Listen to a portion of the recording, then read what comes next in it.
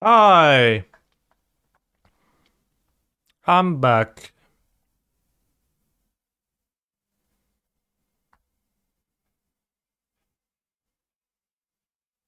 Actually, don't even play Giganta.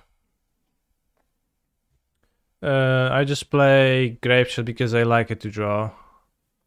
I like to draw it more than I like Oracle, and for the most part it works, although certainly had games where Oracle would have gotten there, so... If I drop Giganta for sideboard cards now, then...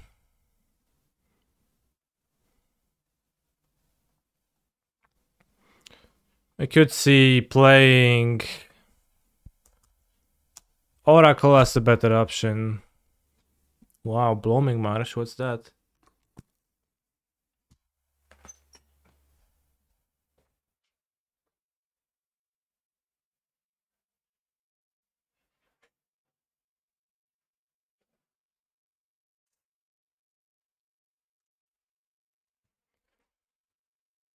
Did I go to Prego? I was in Prague, yeah.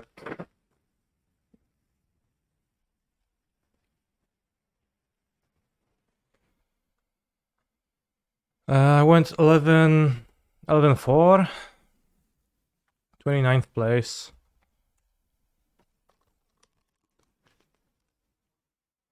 How did the showcase qualifier go? On 3-2, 13th, so didn't achieve too much in it. He's a phenomenal control player. Those tournaments are pretty cutthroat. 3 years of canny rage. I think I made a mistake in my deck building. Once again, I played Mindbreak Trap and it was a mistake. If I had played one more Dismember, maybe the result would be different. And initiative deck won. There was actually a decent amount of initiative decks, and I could have maybe been better off had I done it this way. Oh, that's pretty scary. My Shredder is gonna die. Seems like Gab is, you know, stuck on one land, so we're going to try to win with the combo. So I could play an Emery now. Maybe that's better setup for comboing. Probably not. Probably iterate. Assume he's gonna shoot my Ledger Shredder. Błeczko. Podicolo, thank you very much for almost 3 years of supporting. But yeah, I actually conceded the last round from the Grand Open qualifier in Prague. Błeczko. And interesting. I think I want to kill Asmo. Stake iteration. This to the bottom. This on Exila. He's a phenomenal just bowl this. control player. Canny slide. With Scared Foundry. This could be a game where my opponent gains 7 life with Atraxa, and I'm gonna struggle with Grape Shot. Hopefully not. But yeah, I actually conceded the last round of the Grand Open qualifier in Prague. So I had to rush to my hotel to play in the Vintage Showcase qualifier. It's a pretty good EV, pretty elite tournament, so I didn't want to skip that. Of course. Alright, do I play 3 mana Emery Saga? Do I play Iteration?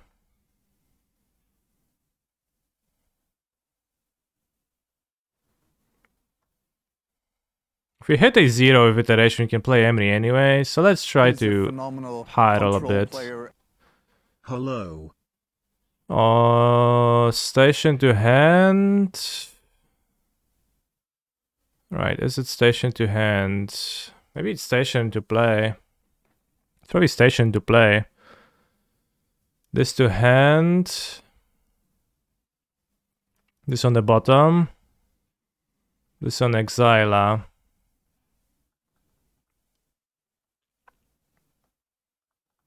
And let's go station. And probably play the bubble. So yeah, I actually ended up playing against Marcus late, Respecticat. Not sure if that's how its name is pronounced, but maybe it's something close to that. And I conceded to him, then he won the entire tournament, which was pretty funny. Need to be able to cast Emery twice to combo. Yeah. We're looking to do that. Thank you very much for all the subs, broskis, Erks, MTG, Zayad. Did I see that Esper Legends won the Pioneer Challenge yesterday? I've seen that. I've been tagged on twitter.com by person who won. Or somebody associated with the person that won. And, well, seems like they were very happy to seemingly prove me wrong. Although, well, it made a very, slight offhand comment on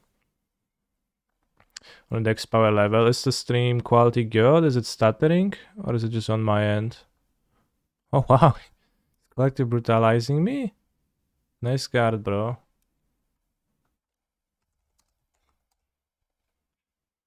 It's considered from the game. What the heck?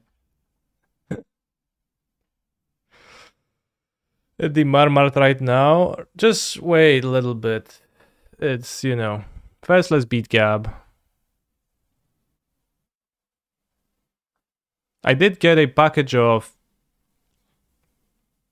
nice needle goods, Thomas script goods.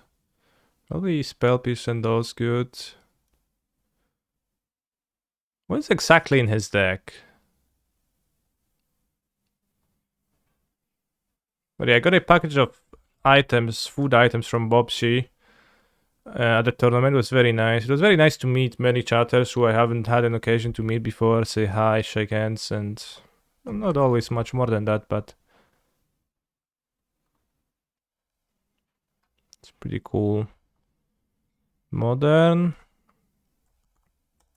Asmo.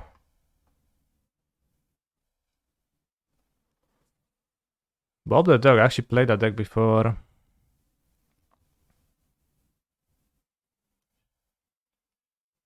Mites.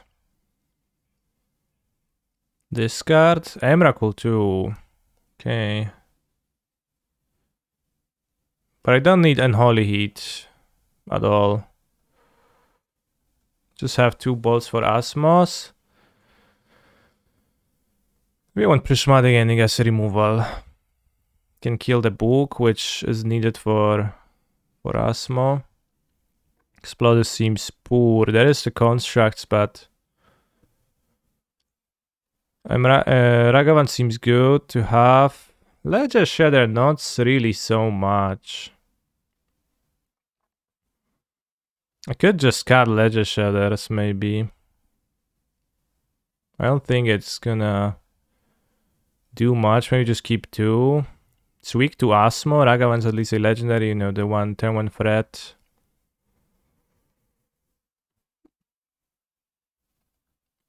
Ether Spellbomb actually stops Emrakul. Seems worth having.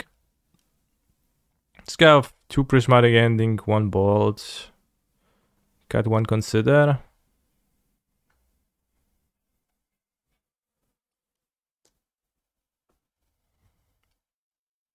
He's gonna have the Mites too. Having 2 Shredders to have a semblance of a fairer game plan doesn't seem too bad. Submit like that. Why are Esper Legends cards so expensive on mod or IRL? What do I think of the Atraxa Creativity deck that stopped for the Pioneer Challenge on Saturday? I have not seen it, so you might need to... Let's keep this. We have 10-1 Ragavan. You might need to send me the link for that, so I get to take a look. Because I don't actually know what's in the deck.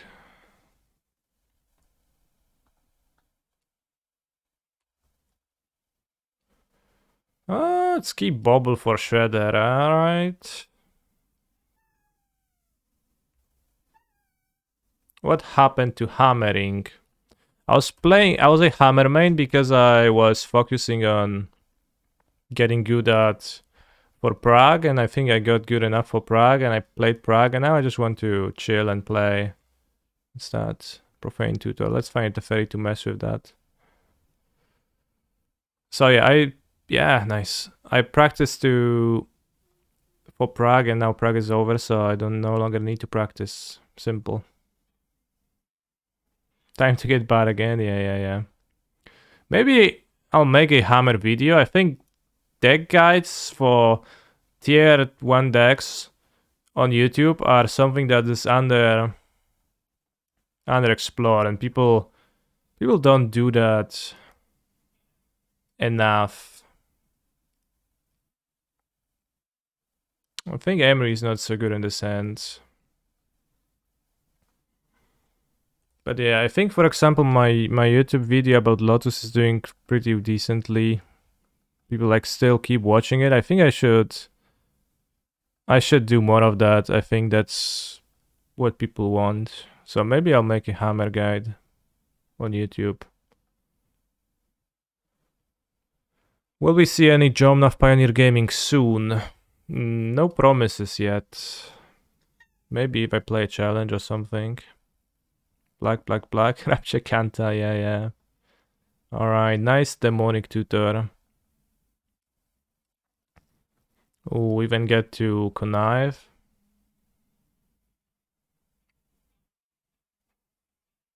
Any reason to crack the bubbles? I have a bigger hand to connive with Shredder if my opponent triggers a connive.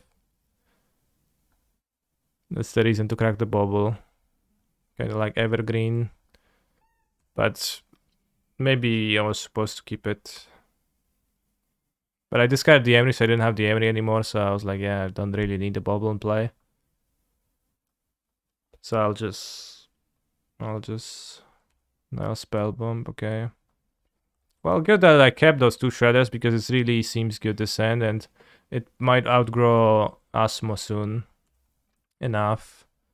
Doesn't get to profanely tutor, okay. Black, Nile spell bomb, okay.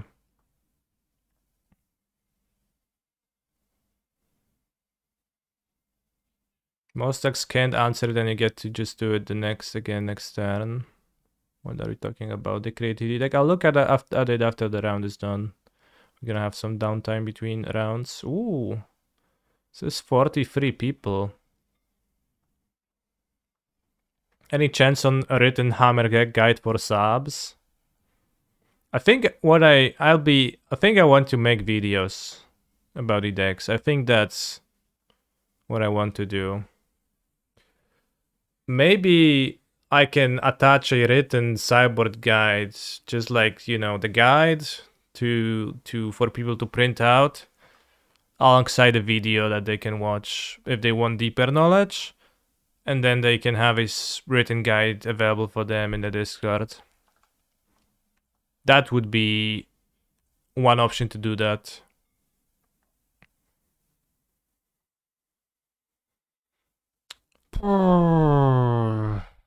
Well,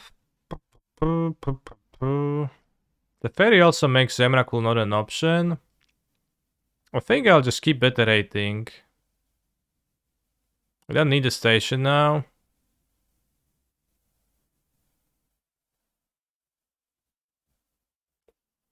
One problem with video content is that it's kind of hard to update compared to writing.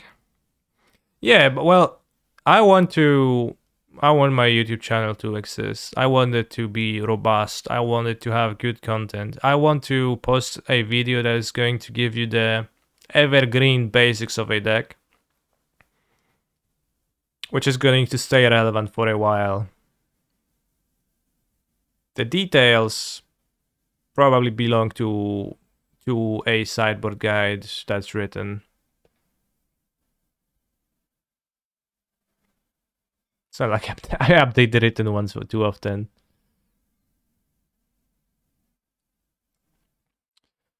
Alright, so I mean, this to hand, this to bottom, this to Exila.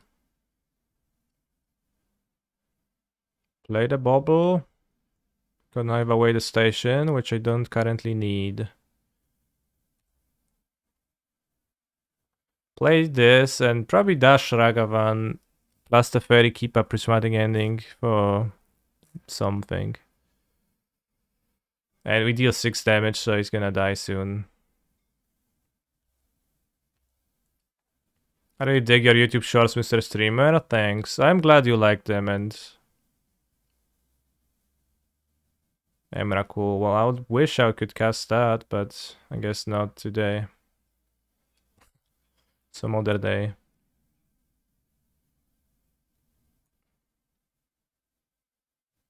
So there is like lots of content on YouTube on Magic. Like it's pretty easy to find someone play a deck. It's not always that easy to find somebody explain a deck. So I think that's something I would like to do. I enjoy doing. Might, sure.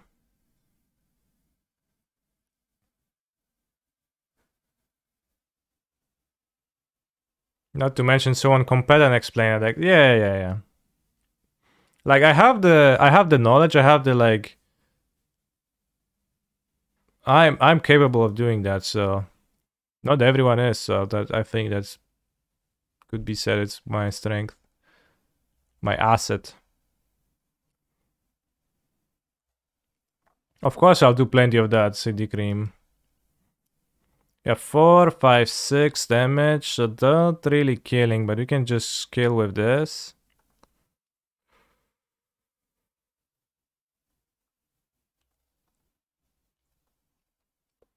So I play land, I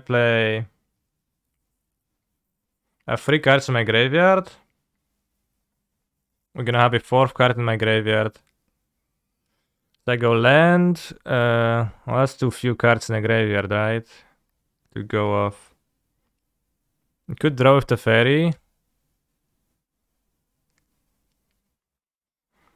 Just NTG YouTube seems hard to build without clickbait for casual viewership. Well, clickbait can be there, like I tried to clickbait. Fine. One misconception that people have is that clickbait is a bad thing because of the word bait in the title, which has pejorative connotations. But it actually isn't. Clickbait is just a way to present your content to your viewers. Even if you make the greatest, smartest, most valuable video in the world, somebody has to watch it. Like somebody like has to get there to click on it and watch it. And that's where you clickbait. But it's not a intrinsically bad thing. So yeah, I don't think we killed this turn.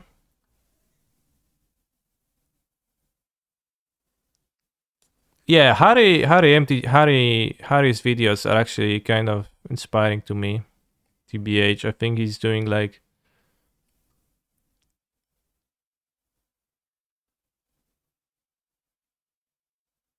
good job.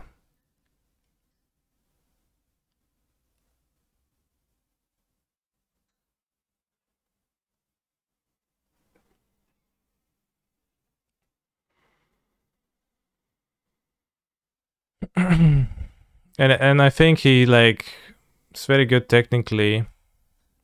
I think I'm like I have more wisdom Magic the Gathering wise to offer, so I think that I could try to use that to my advantage.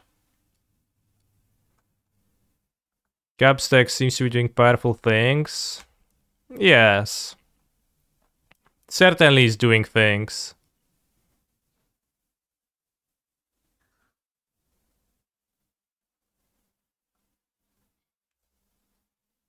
So we're gonna kill with the Grape Shot. We wouldn't have killed with Oracle.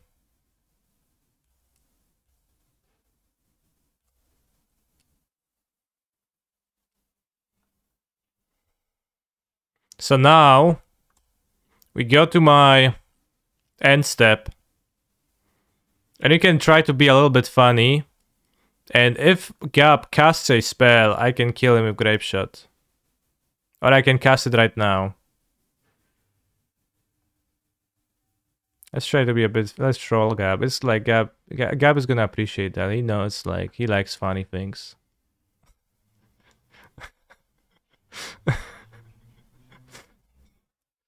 Come on, build some storm for me. Give me something. Give me something, Gab. Give me something to work off. Ah. Ay, caramba. Should do like Qnu and name all your videos inaccurate YouTube content. No. That's terrible. Like, it's funny in the ironic sense, in the meta sense. But it's not good. Because it's nobody, like, it's not a video you can discover then.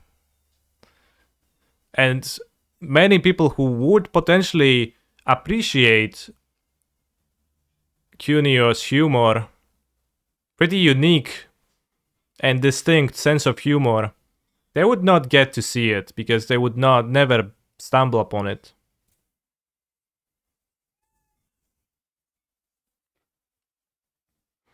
Do I think Grinding Station is an actual good card to play or better for content? I do tend to think it adds to the deck. Otherwise I would play like 2 counter spells. I don't think that would be... I mean, maybe that's okay. But I think it leads to the natural split of threats that I really enjoy. Because the split of threats in this deck is... It's just really nice. And if you go the DRC route, you're a little bit worse because you get... you get more vulnerability to Graveyard Hate.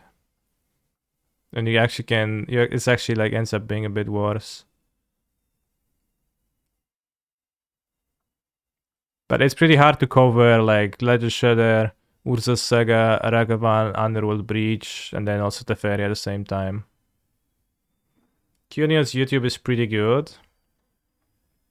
Actually, I never took a deeper look, so we can take a look now. Oh, I guess I can take a look now.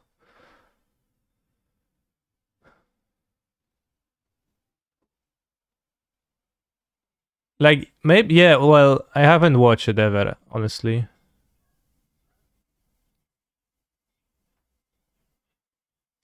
So yeah, like, he's posting stuff. But it's not a very... Music Monday free. Nice. It's not very robust, right? And... I'm friends with Brian Cook and seen him really grow his channel into something pretty large and make quite a bit of money from it. Maybe look into what he does. Yeah, certainly. It's one of the inspirations.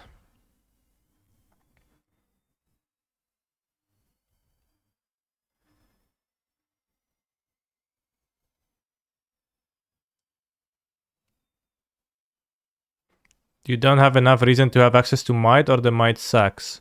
I think Might, I would be happy to play a Might in this deck. It's just that I don't want to splash a green land for just a Might. Or even, like, in general, I don't want to splash green, a 4th color in the deck. Definitely follow Cunio. So, yeah, I trust you, and I trust your, like, evaluation here, and I do not doubt that under those thumbnails lies content that's valuable.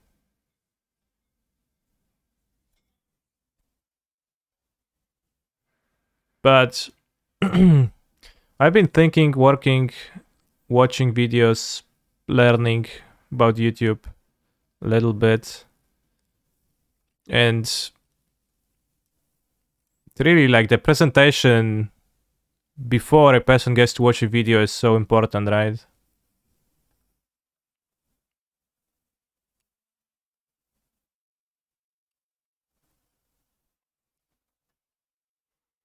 Bro, check the backside of this creature. I can never get it to trigger.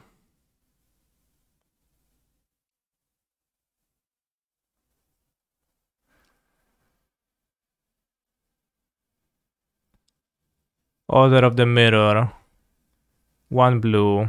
3 Phyrexian. Transform Order of the Mirror. 2-1. Order of the Alabaster Host. Creature Phyrexian Knight. Whenever Order of the Alabaster Host becomes blacked. He's a phenomenal creature. control player. That creature gets -1, -1. So it has to be a black creature, huh? Weird wording. Thank you, Armek, for the sub.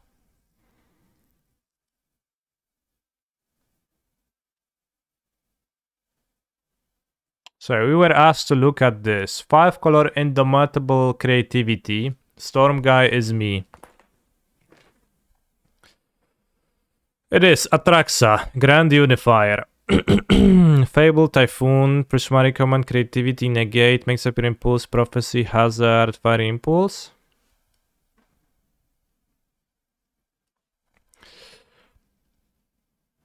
So it's definitely a control deck. With 4 mana Atraxa, with which you make with Secrets of the Key, right? Prismatic Command. Why kill people when you can draw 4? It's slightly easier to draw 4 than it is to kill a person. It is funny to me that the deck still plays Fire Prophecy. And I would actually think that Atraxa works well with Big Score, but maybe it doesn't. Because you can summon Atraxa with your treasures, right? But you need 3 treasures though, you only have blue lands. So red not casting Atraxa. It is so weird that like all the Atraxa decks in the world, they want to be red. That's the only color not on here. TBH, I just like that you can combo on turn 4. Well, you combo. Do people... Like, can people beat an Atraxa? It's probably a fine deck.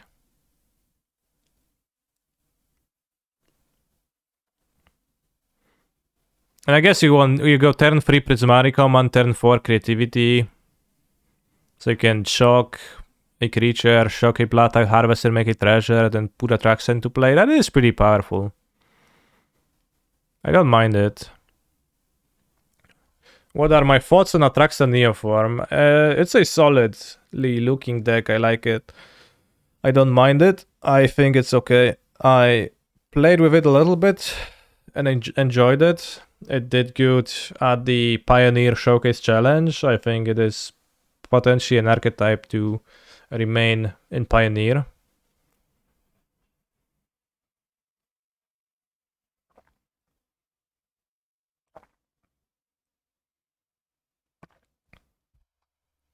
It's better now that people worked out to cyber a Hornet Queen, for sure.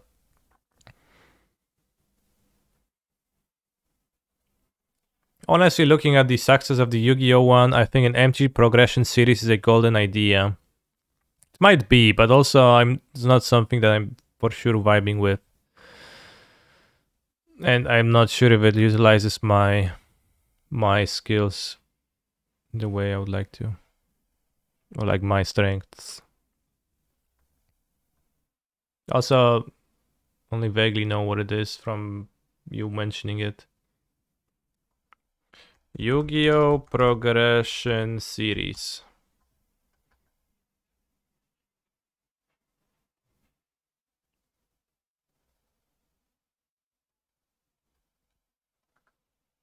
Yeah, it's like sealed, but you build like over and over. It's not like a way that you play Magic normally, so well, in one way that's interesting to people because then you get to experience something that you wouldn't experience otherwise viscerally by watching a video, but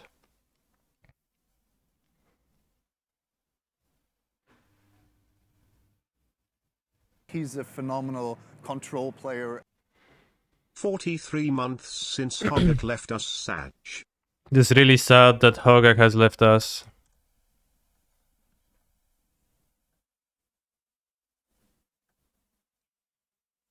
Yeah, there was a model league like that. After some stages, you get some extra packs, I think. Why did I play mono white hammer over blue white in the LMS? I tried both versions when I was preparing. I mean, technically, you could say I played Blue White Hammer. This is the list I played. Because this is a blue card, but of course it was mono white.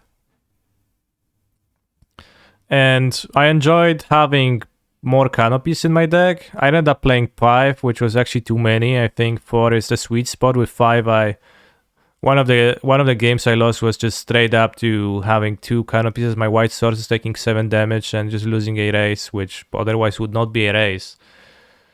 So that probably punished me, the 5th one, so I'm going to add a planes.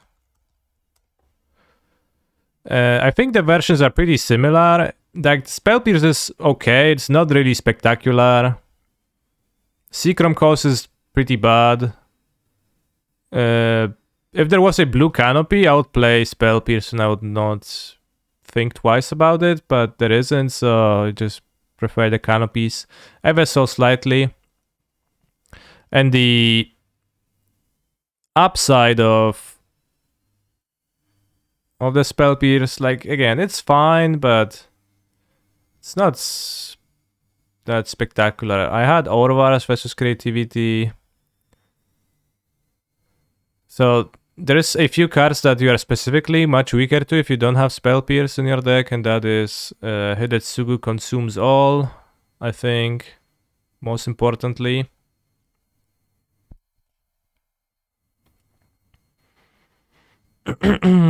But besides that, you can protect from many things with Blacksmith skill, and you just get a slightly better mana, so.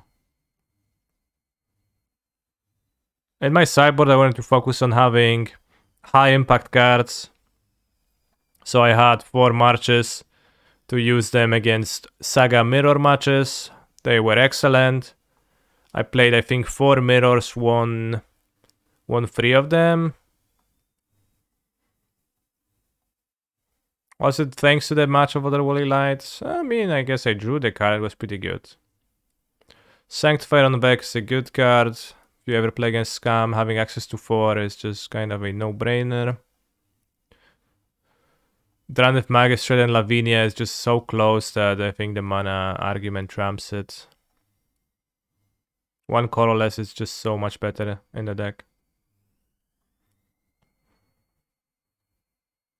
The Needle, good versus Explosive. Sword of Fire and Ice was fine for me against Blue-Red, where I get to swap Kaldra for this. So I can search for a value equipment postboard while not trying to put Kaldra into play, which is really hard and much less powerful postboard. Especially since my Murktide opponents, at least one of them had Archmage's Charms, and then it's weaker.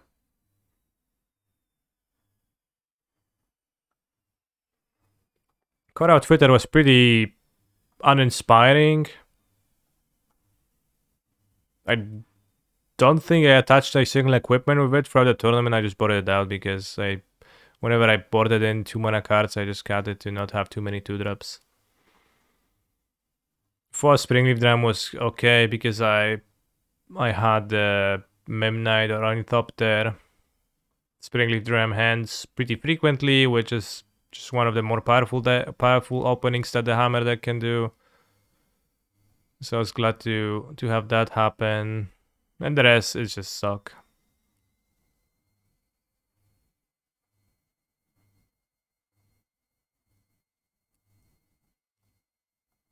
There was one game where I won with Core Outfitter, which was against Mill.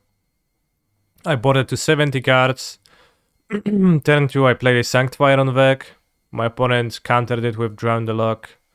Then I played a next Sanctifier on deck on turn 3. My opponent countered it with Drown the Luck again.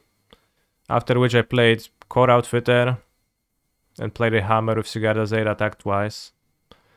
And it was nice. It was more, I guess it was the Sanctifier winning and not Core, because the Core was just a 2 mana 2/2.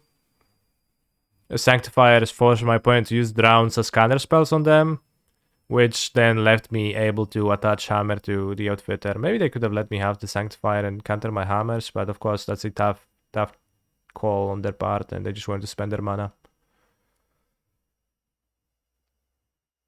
You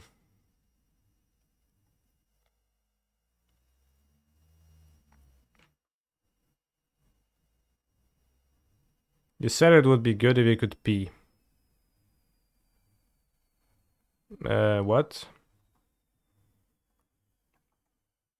I did pee a lot at the tournament. I drank lots of water and I peed a lot.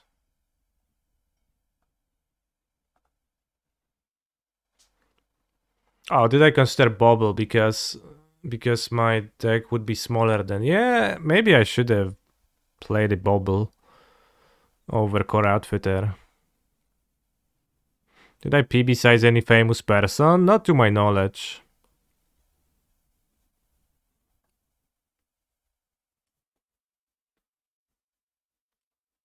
You would want to play fetch lands if you play bobble. I think bobble's a bit too weak if you play that. It's not unheard to play bobble and hammer. People did that in the past.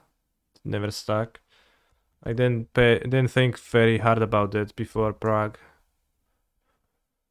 There was like a few spots where I wanted to fetch just like value from my saga and I couldn't, so then fetching a bobble would be an extra card.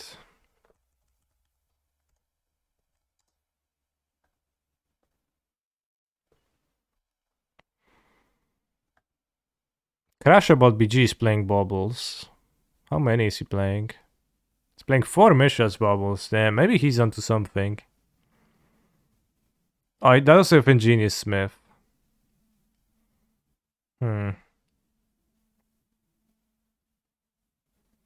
Also has cranial plating. No Memnite. Free Paradise Mantle. This guy. Well, he has 3 canopies, but also 21 lands. If someone peed besides you, would you say they peed besides a famous person?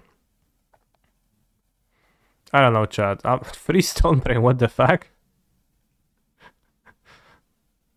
I don't know. I guess I could say I'm famous within my niche of...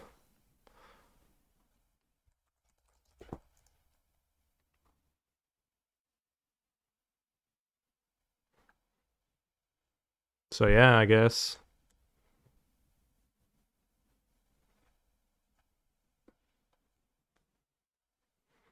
So is Brian's Cook YouTube channel named The Epic Storm, or is that somebody else?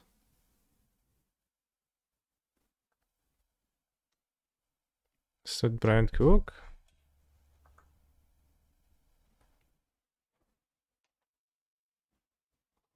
Mostly Brian Cook, not only. Undefeated 5-0 Doomsday. Was I wrong? Popper. Was the mana base wrong? Popper Cyclestorm with Baron Moore. Time to combo.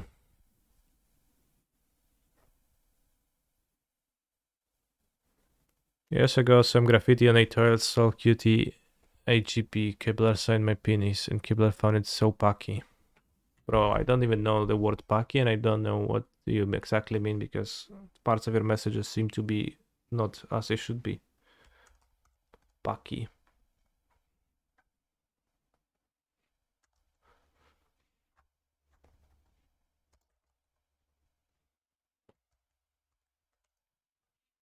Kiczowaty. Yeah, I guess a bit kiczowaty. He's a phenomenal control player. Lucky. Oh, Kibler found it. Kibler betrayed us all. Did he? I was explaining this to my friends I'm staying with that the famous Magic people were at the tournament. Yeah?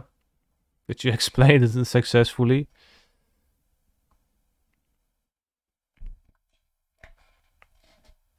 Thank you, Segila 11.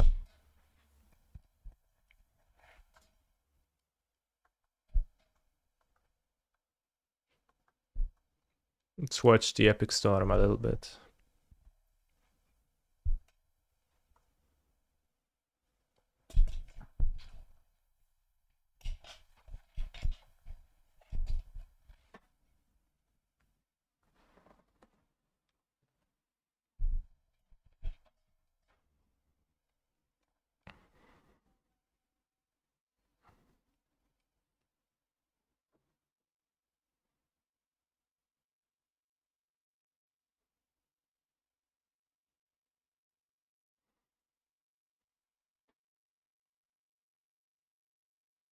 I can confirm you're famous. My girlfriend subscribes to a newsletter for taste makers in Brooklyn. What's that? And a couple of months ago, she forwarded a bit from some singer who watches you and recommended your channel.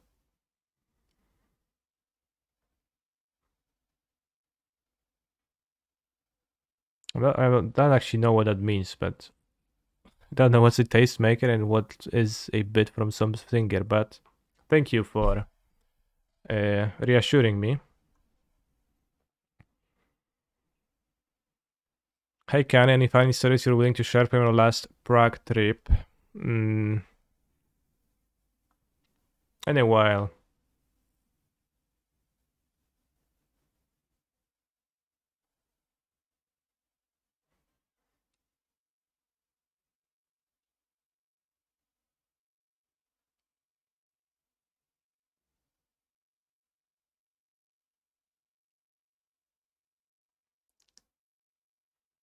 They go to the huge strip clubs.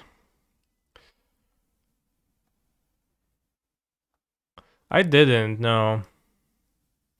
I don't go to strip clubs, and I don't have a desire to do so. I actually considered the last round of the Saturday tournament to play in a Modo tournament that was starting at 7 p.m. I rushed to the car, drove to the hotel. As the clock was reaching 0, I was in my hotel room and started playing the Vintage Showcase qualifier. Went 3-2. Couldn't leave the hotel, so I ordered a pizza.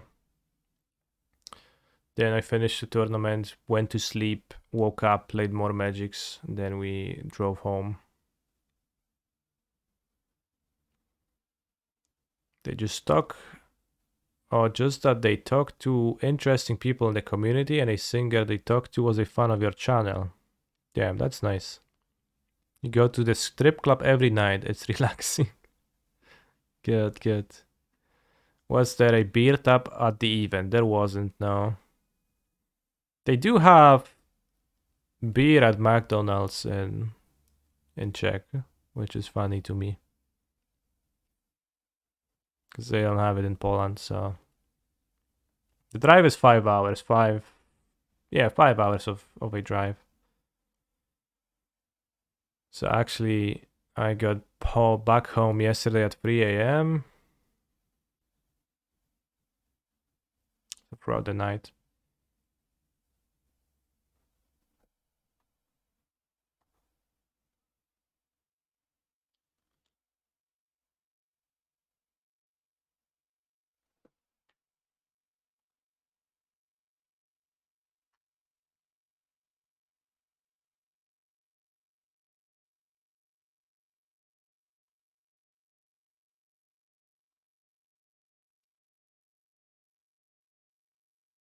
So like this is nice, but he makes gameplay. I think it's easy to find gameplay. And I do gameplay on Twitch, I think, and I think it suits with Twitch better, and I want to be making non-gameplay. How long is that in NA units? Hours are the same, so it was 5 hours. Pioneer Challenger deck review. See, that's what you want to do.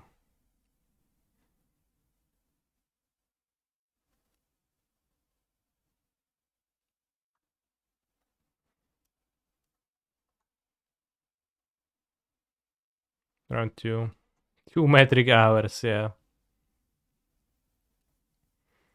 But yeah, there was no beer tap at the event. Nobody drank beer at the tournament.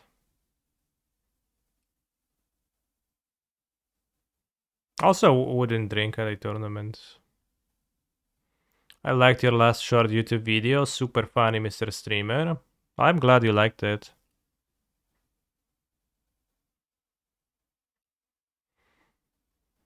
I actually checked the prices afterwards, and the goldfish price hellishly inflated. So that's like not even.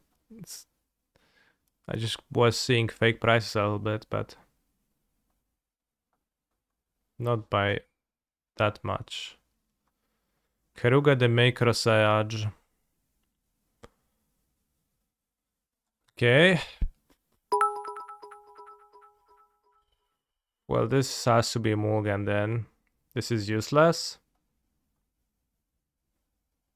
And A prices, yeah. Okay, this is a nice end. So keep bolt heat or maybe 2 heats. Heat can kill Omnav. This can go face. Let's keep 1 bolt. If I draw a Shredder,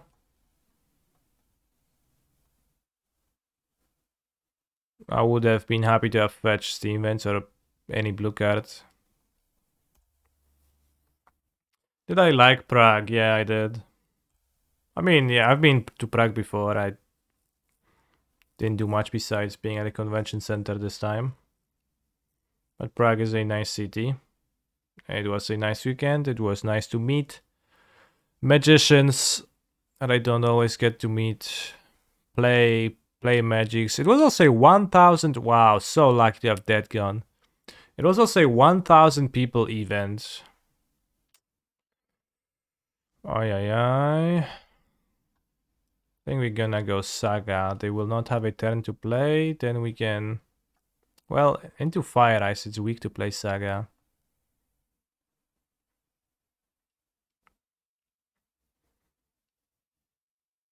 It's really weak into that.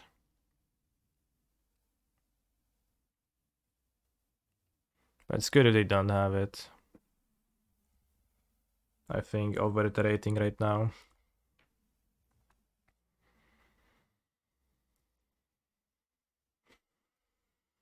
Did I meet Mango? I did, yeah. He slapped me on my arm and said, Kaniki, how are you doing? And I said, oh yeah, I told him my score and he said, good. And then he walked away.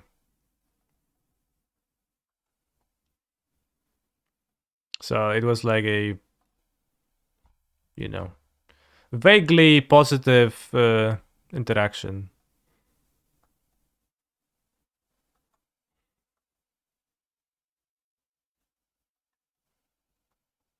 How are you equals what is your score? That is the tournament life. That is how it is. You just got to tell your score. You don't, you know. There's nothing wrong with that. That is how it is.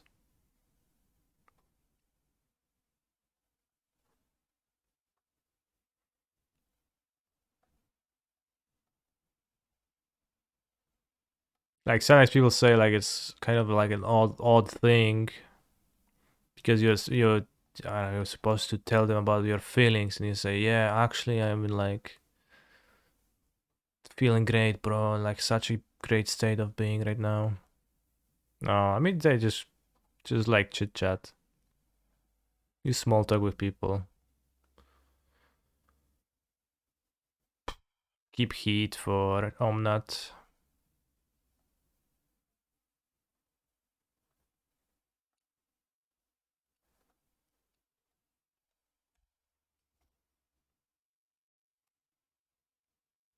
It's like a normal thing. Like, you know, if you meet someone that's your acquaintance and not like a great friend, you're gonna be like, yeah, how's your day going? Like, how's life? And you're not like, oh yeah, bro, did you like make any great internal discoveries about yourself lately?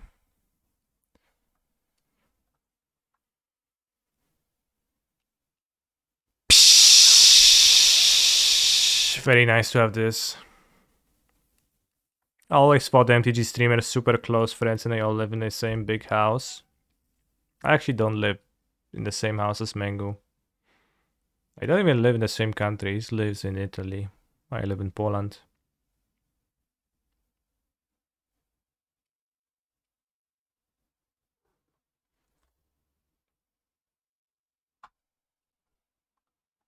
We tap the white sources, iterate.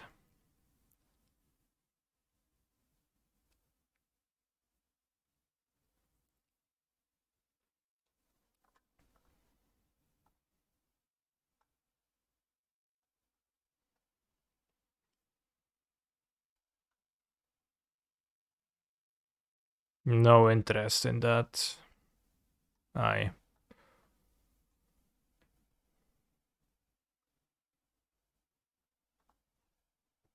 It's probably gonna be hard to actually kill them with the constructs, but at least they have to act as if that was the case. Maybe play Solitude next turn for 5.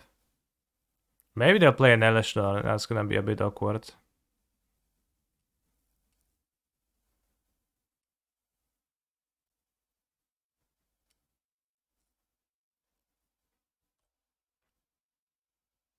I asked German, so they are alright because that's a British greeting, and they thought I was asking like they looked sad or something.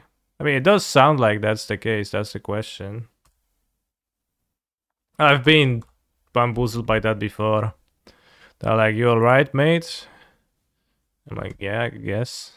And they're like, "Yeah, I actually didn't care." Not what I was asking. I was just asking if you're alright. Do we kill with Grape Shot or Oracle? Grape Shot. Watch out for Boseju Kappa. Marcus's decklist that won the tournament yesterday did not have any Boseju.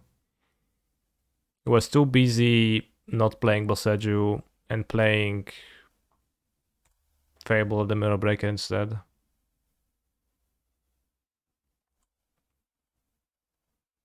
Island? Aye, the Time Wizard.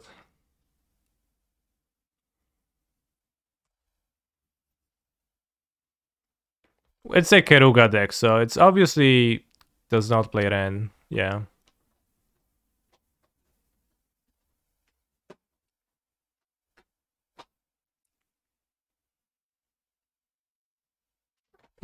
Oi.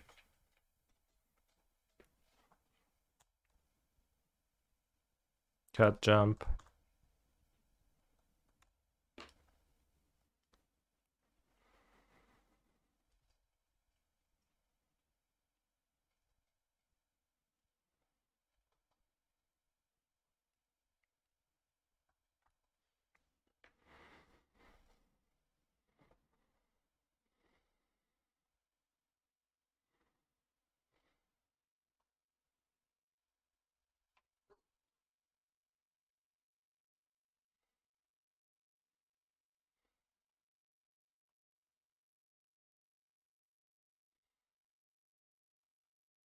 Think I'll iterate.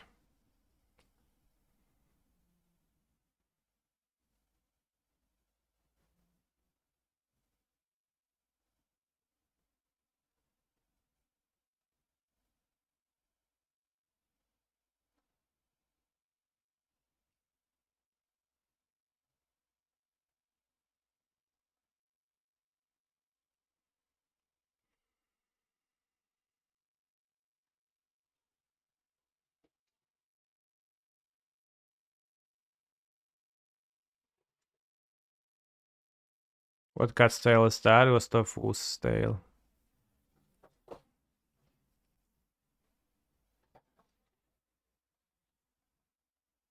Fairy is gonna be really nice, so you can combo of next turn. Is the version of Atraxa Neoform that plays Soul Flare better than the other one? I would suspect that it's better not to play Soul Flare.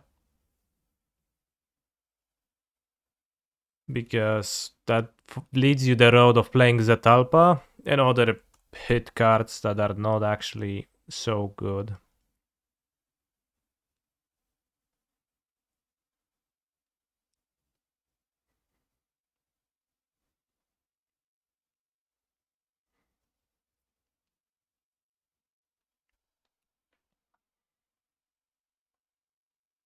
That's the issue with that. New Kroxa cards. Damn, give a link, broski. Let's take a look at Kroxa and Kunoros. Teaming up to fend off the Phyrexian menace.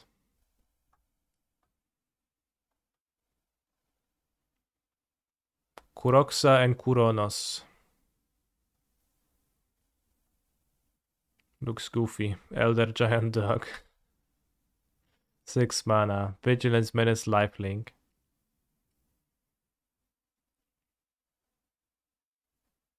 Whenever enters or attacks, you may exile 5 cards from your graveyard. When you do, return a creature card from your graveyard to the battlefield. This is pretty flavorful that you get to escape a creature with every trigger, but it does not seem particularly good. But yeah, I was joking about Mecha Uro years ago. And who's joking now?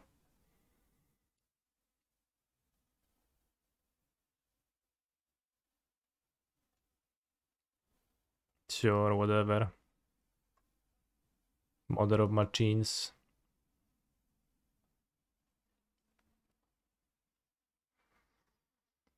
It makes my grinding station not trigger, so I do have to bounce there, but I'll just bounce there.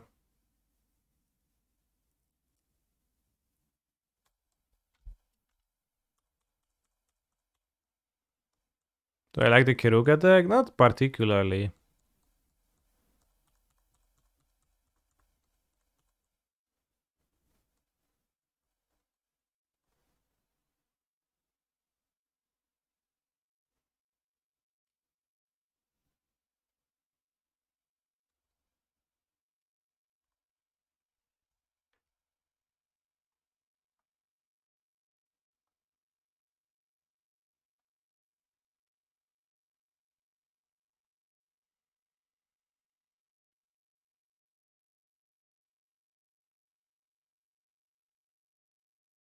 Bro, the double reef value from Elesh Norn, yeah, it's crazy.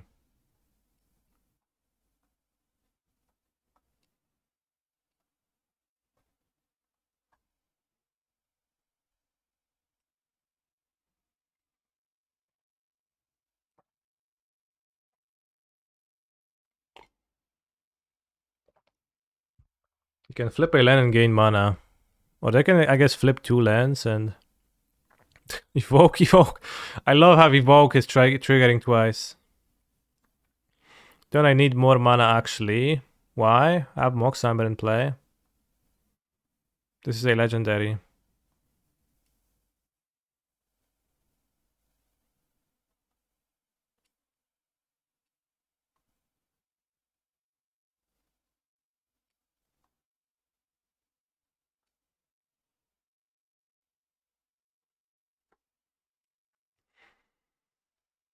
So we bounce Elesh Norn. Then I draw a fetch land anyways, so we can get the extra mana just for Ria. And we can go Breach. I can mill self. Czemu nic się nie wyjebało? No nie chciał widocznie przeciwnik zabić.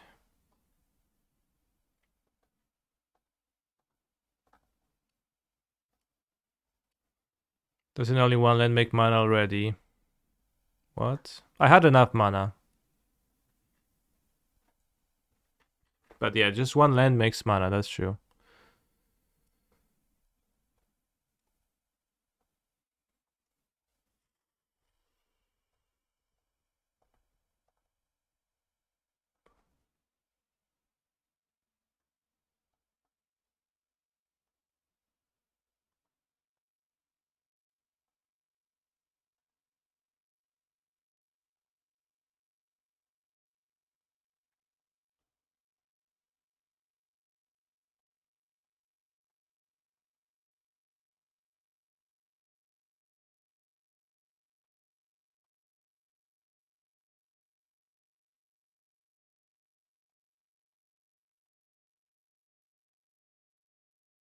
How am I feeling about the trade-off for Fury in Cyber over Giganta? I think it's a great loss to lose Giganta. But I also wish the card would never hacking exist, because then I could just play the cards I want instead of some bullshit elks that don't even do anything in like 70% of the games. But in the 30 that they do, they're slightly relevant, so you're better off playing them. So yeah, I don't know. I had struggled a lot with finding anything that's satisfying in the sideboard against Scam when I hadn't played Fury. So that's why I made that change.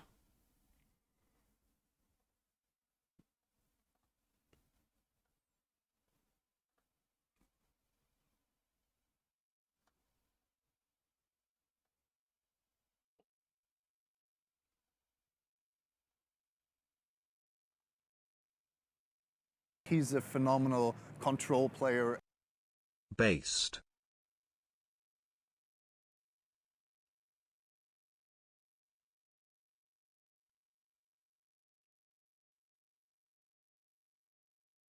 If you are in a scam light meta, do you just prefer to have access to Giganta? I'm not sure. I really don't know. So I'm playing with the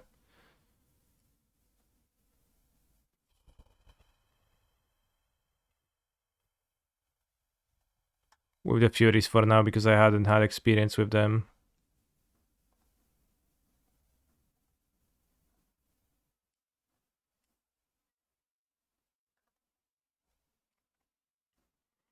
What the heck? I'm casting Grape Shots while Grape Shot is on the stack despite Steferi being in there. Model bug. I'm going to get by some aspiring Spike Brew and their Jeru into Emrakul. Seems like we have to look at the cards after the round is done. So Bolt Sack, Spell Pierce, kinda stinky. Perfect Needle bad. One Werther for binding. -1 Mox. They're probably gonna play 10 Endurances.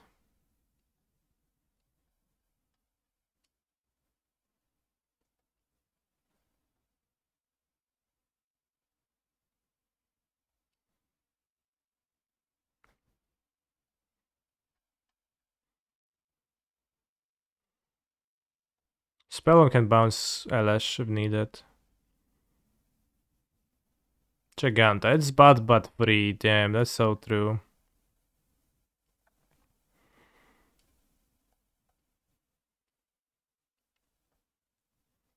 Do I think Emery would go Scrat? Sure.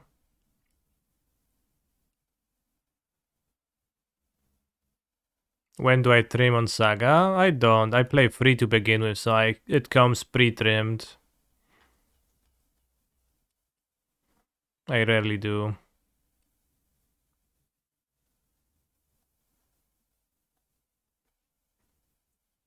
It's got an Emery. Not sure if that's... Maybe consider is worse, but consider for Shredder combo is nice.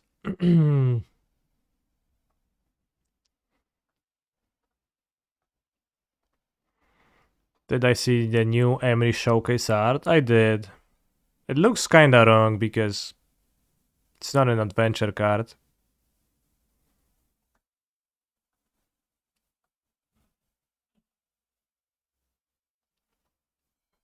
But I don't particularly like this Emery either.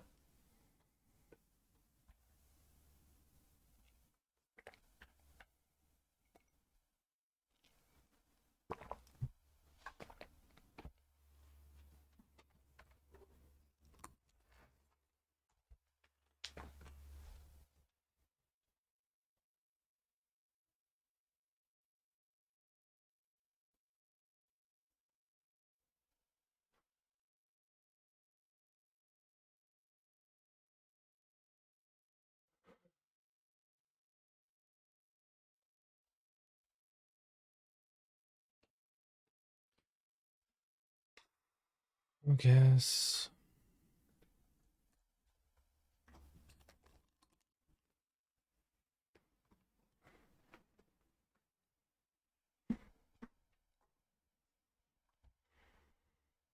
No ketchup, just sauce.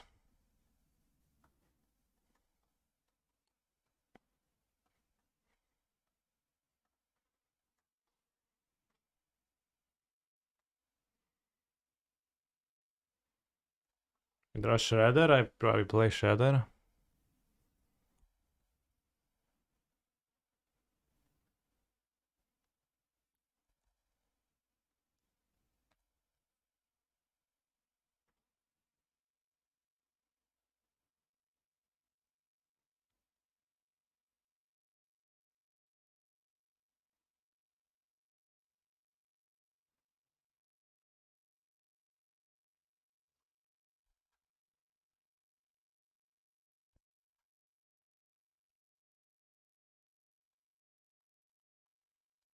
Play two monsters. They have Fury, then I'll die. If they don't, I won't. Simple. They just have a Dead or Fire, I can deal with one. They have a Teferi, they can deal the second. But they want to play Reap or Fable, then they can deal the second one.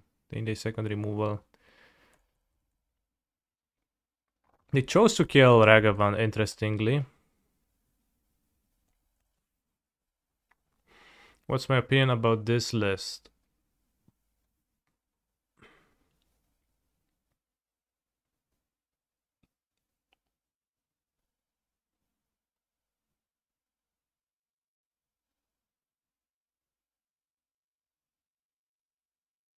I think you could use a few more lands than that.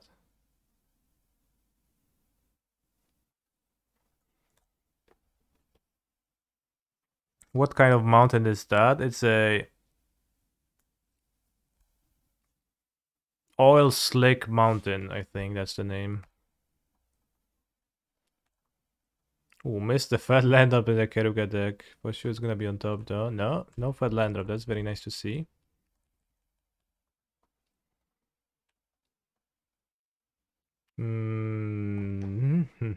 Interesting.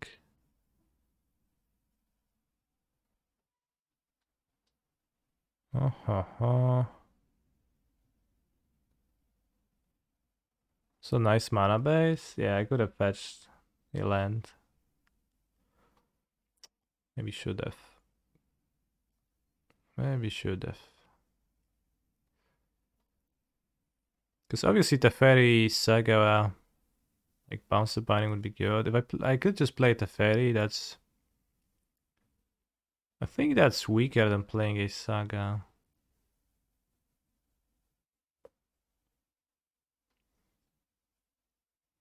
Teferi Bounce the Binding is honestly pretty okay though. Have to replay the Binding even if they have a second one? Yeah, I'll do that.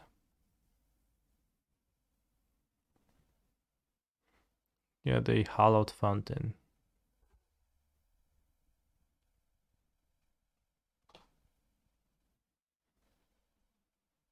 Well, I have time. Let's say they would have Force of Vigor for some reason. Then I wouldn't want to play Saga. That would be disastrous.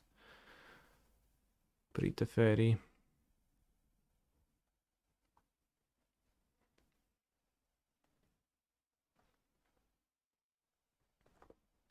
I want to bounce not to get blown out by another binding.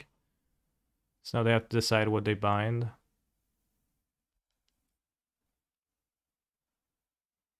This or this.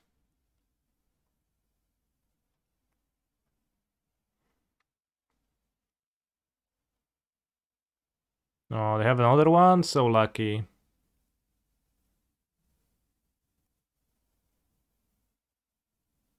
This is so lucky to have so many bindings.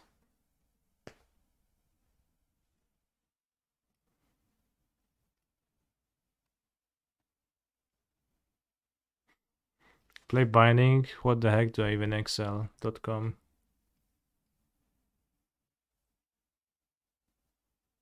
They pitch endurance to counter my Emery trigger, then that's one of the more beatable things in the world.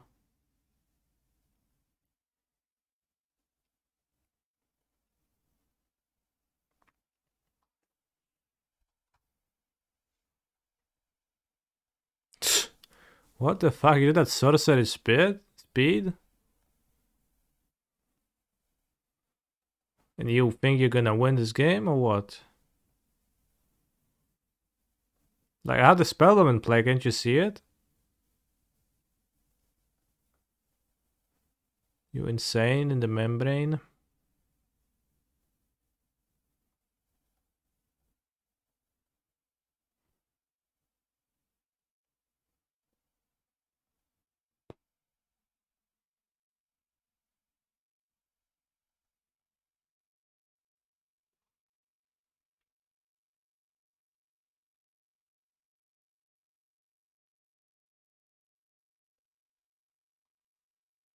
Why don't you wait till like trigger, like when I use Emery?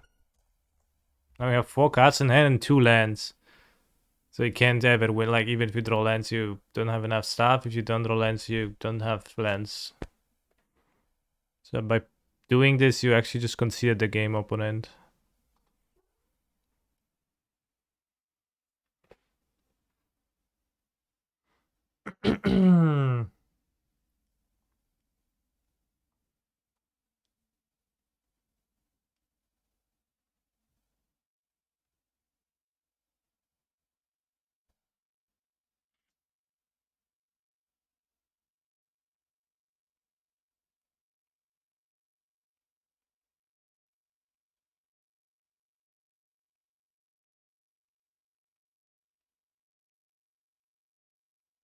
Force of Vigor. So they had it, okay. They kill my spell bomb. They excel another reef? No, another Force of Vigor. Fine.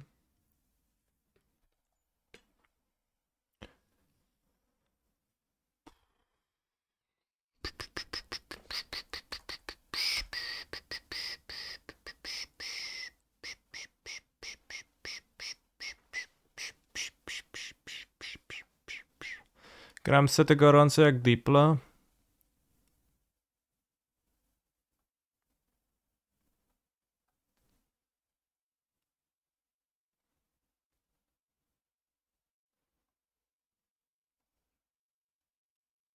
I have no zeros, I have time.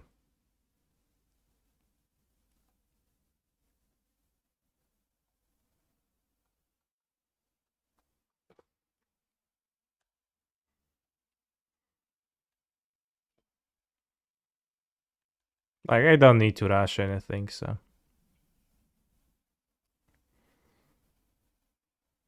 Będzie trzeba, to pójdę na wojnę. Nie, no ja bym nie poszedł na wojnę. Przypał trochę. Bros, I don't know about this Keruga deck.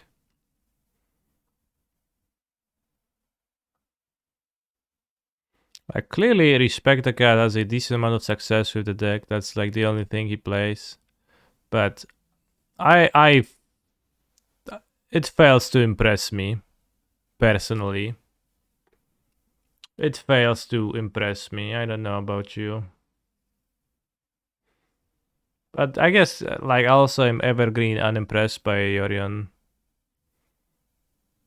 decks. Since I broke up with Yorions. Croxa and Kunoros. When the invasion tree reached the underworld, it found only Thief and Fairy. When this happens, people jump on bandwagon to try it out, but they're going in blind and will play poorly. Yeah, assuredly, yeah. But just the deck doesn't particularly impress me. But you're obviously right. Keruga did end up winning Prague. I actually was paired against Respect the Cat in the last round of the Saturday portion, but I have conceded the match and went to my hotel to play Vintage. So he got a bye. As long as you have one or fewer cards in hand, Jeru and Hazard has Vigilance and Haste. When it attacks, look at top 6. You may exile legendary creature from Among Us. Put the rest on the bottom. Until end of turn, you may cast the exile card without paying its mana cost. It's 5 mana. Did Jeru even have a card? He did, yeah. It was Jeru something, and he searched for a Planeswalker with eyes open. When ETB, you may search for a Planeswalker, put into your hand, and it protects your Planeswalkers. I don't know what's the deal of Jeru with Planeswalkers, but...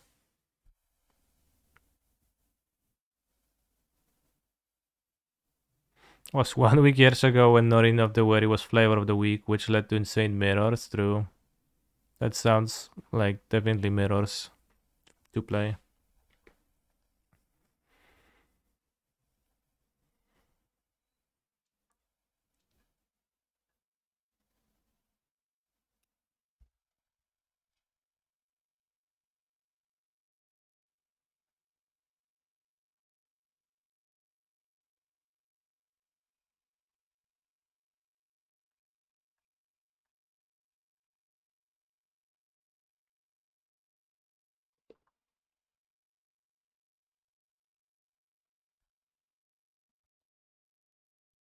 Jeru with eyes open.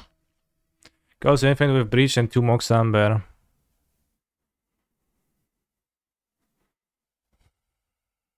Pesca una carta, poi scarta una carta. Draw and discard? Ognica Volta lanci una magia leggendaria. Stappa Rona, messaggio dell'invasione. Untap? Rona? Damn. Well.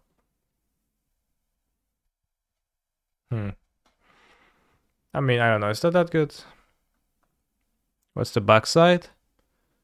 Rona, annientatrice di tolere. Is that Rona, the worm thing? Travolgere. What's Travolgere? Trample? Trample is... Oh, this is blue-black. It's trample, okay.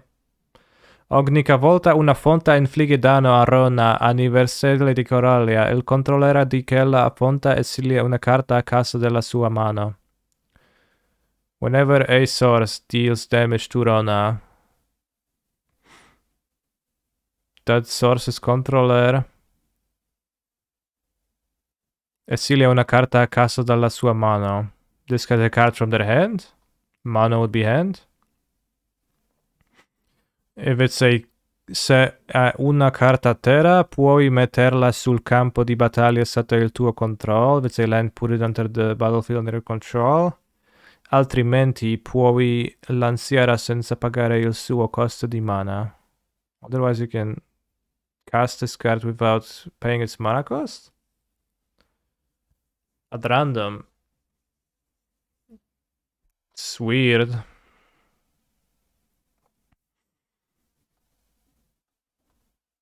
So yeah, I guess Obliterator.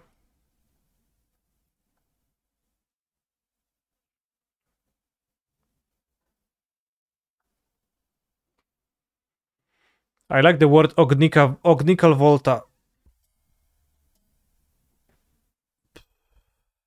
Ognical Volta. Any English version? I just explained it to you, broski. Just read the card out loud.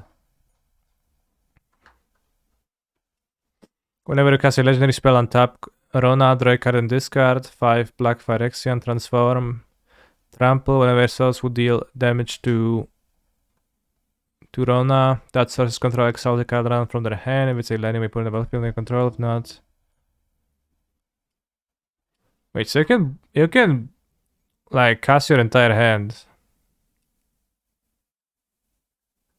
I think Trample makes this card worse. Why?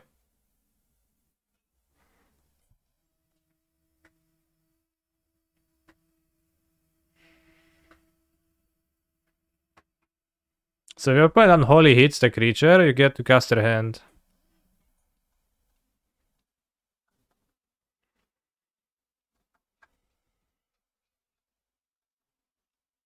Invasion of Eldraine. 4 mana Mind Rot. And it's Prickle Fairies on the back side.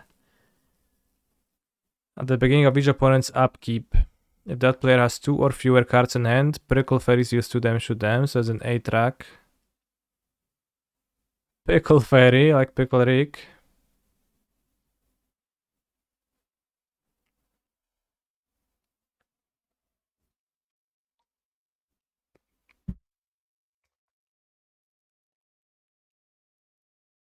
Any amount of damage just triggers once, okay. Drop it with Black-White Scammer time. Decide to take the 2 worst top decking decks in the format.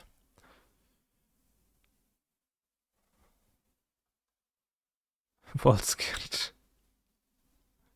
Yeah, need those.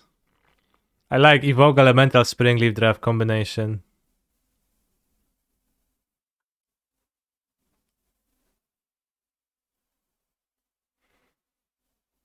I like playing Vault Scourge as a black card for Grief. It's pretty funny. I have a question about battles. If I destroy it with Vindicate, do I get to cast the other side? No, you need to defeat the battle.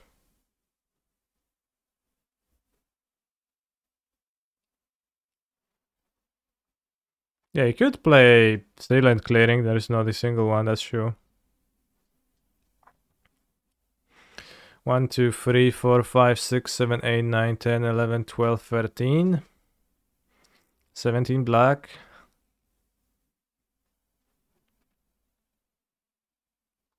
Funny deck. Jeru and Hazoret.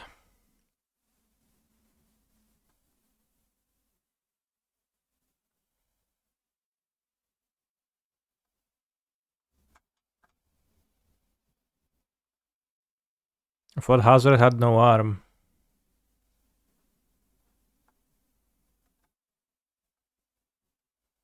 But I guess she has an eternalized arm.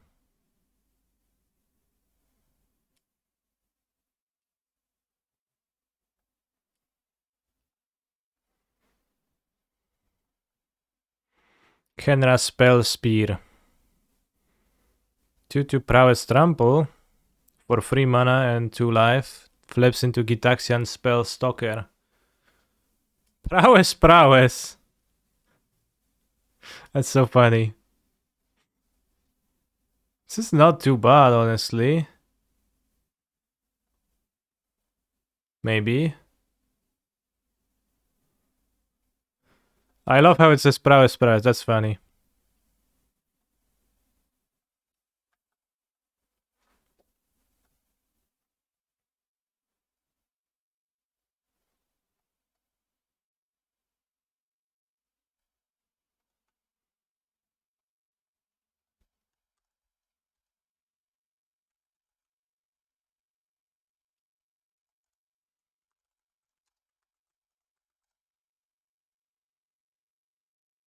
Can you attack right after flipping? Yes.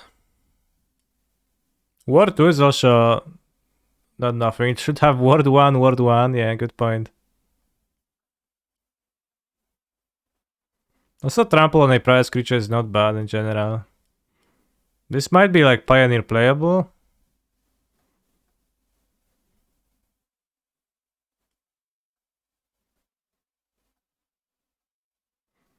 I think, and like the mana sink. It's like pretty solid upgrades, and the Ward 2 just very meaningful. 3 mana Convoke. What a weird use of Convoke on a 3 mana card.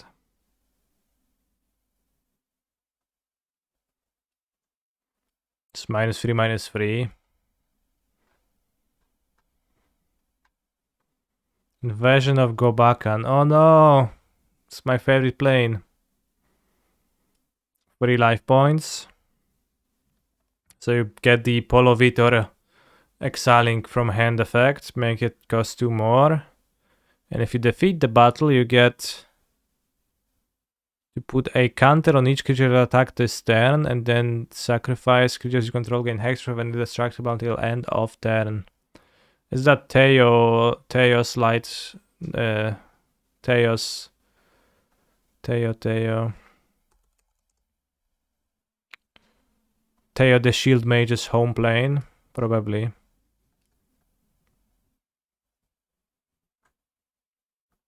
Everybody loves shields on that plane. Thought Teo was from Strixhaven. I don't know, maybe. Well, Strixhaven is not a plane, so checkmate.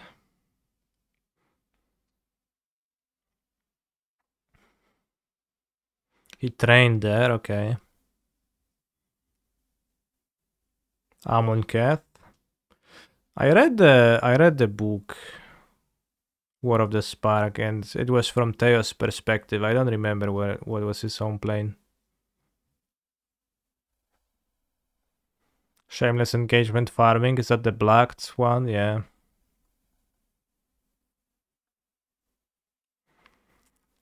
I think the sand I need to mulligan.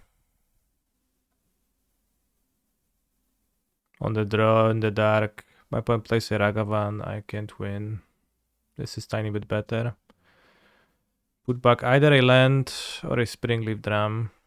I think I'll keep Springleaf Drum.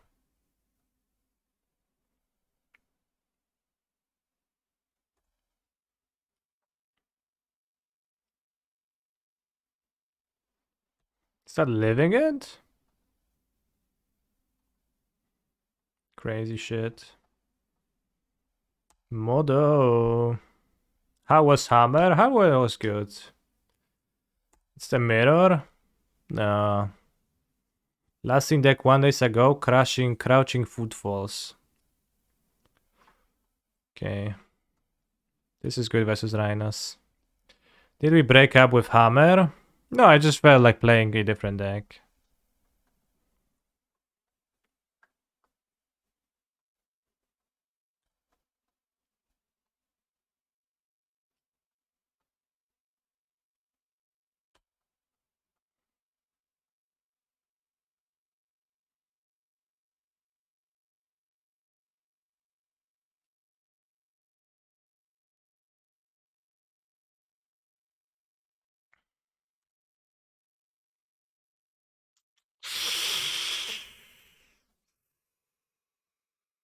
Let's respect Fury.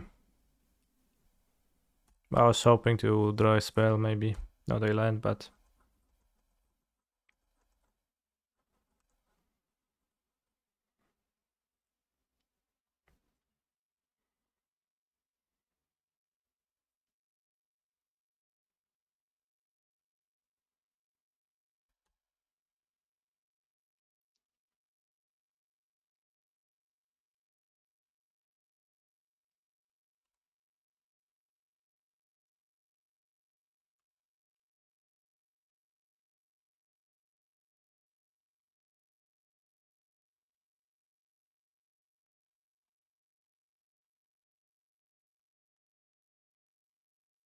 I think it's better to play Shatter than make a construct.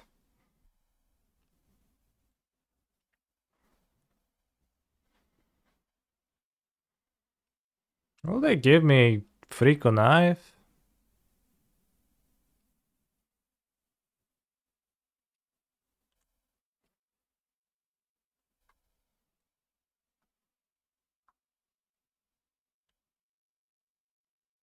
If I miss out on an attack, then they go actually Brazen Borrower end of turn and then Fury. That's awkward.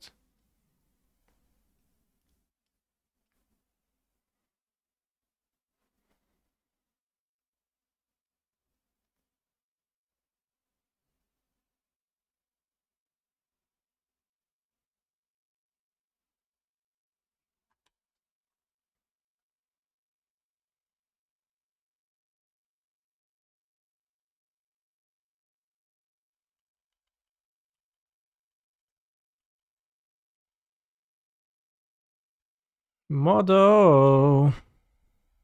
Okay, seems like a shitty Rhino's hand or something.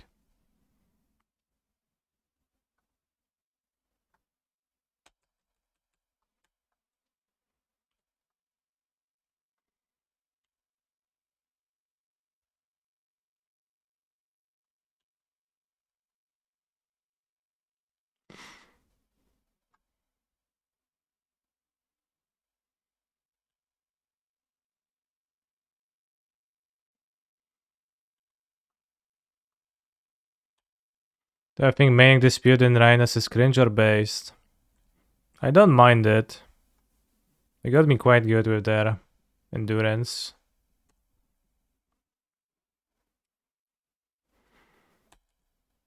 Dino Questing Beast just leaked. Let's go. Where is it?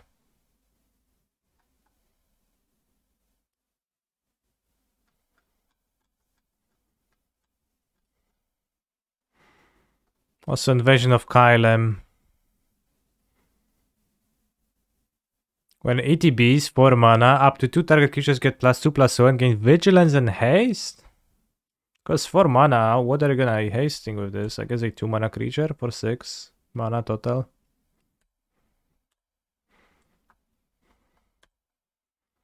I mean, you probably can find some targets to haste, but it's a bit odd, for sure.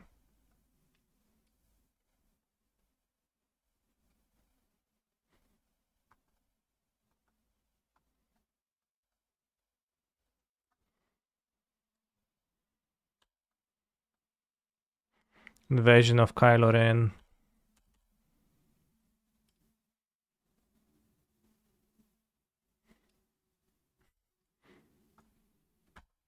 What the heck are we doing here?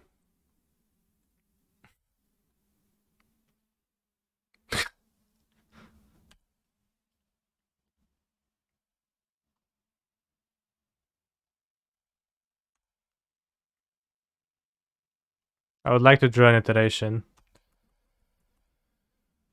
Oh, kindly. That's nice, helps attack battle, that is true. It does help attack the battle. But yeah, I'm taking so much damage from the free force and I planet.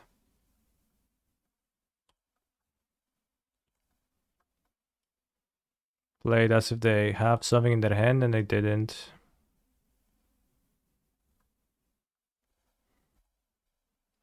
Well, cool.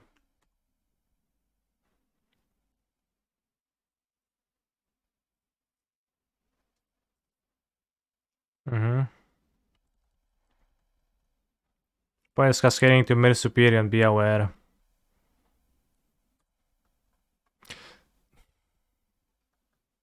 Do they? What a pathetic game, Christ, that was so sad.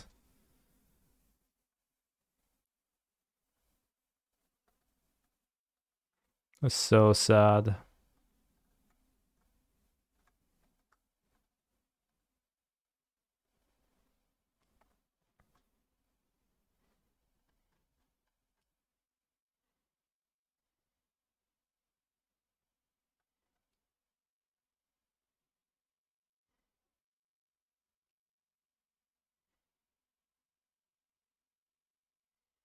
Fairy seems slow. Fairy seems like a great card. I don't know what you're talking about. Bro, why are you not playing the winning deck from Prague? Because I would prefer to play this deck, which is gonna be the winning deck in many more tournaments, and I don't care for some Keruga piles.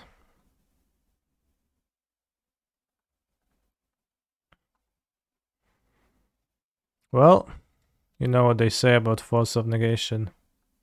Please don't. Force of Vigor, please don't.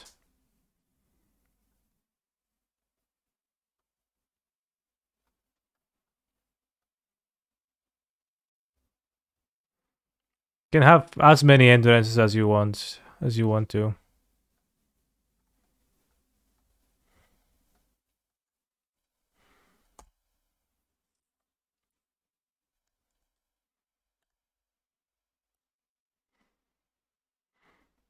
Kimchi Man is a great username. It's okay.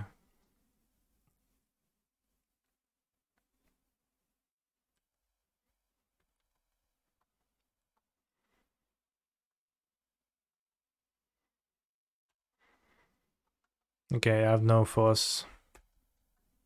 Awesome.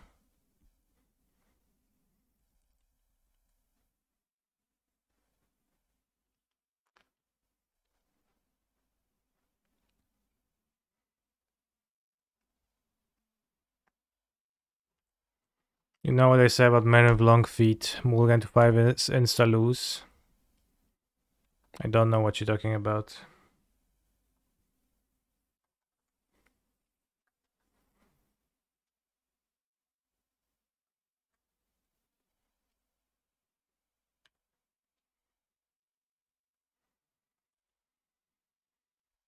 Long feet.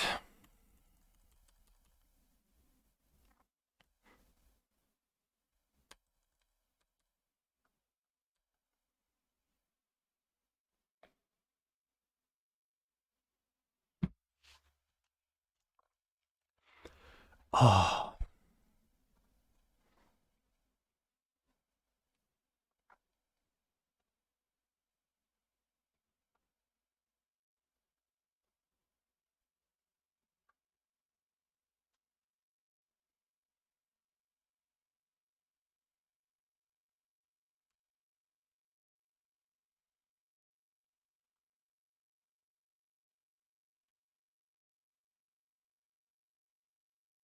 Cryptic command spotted.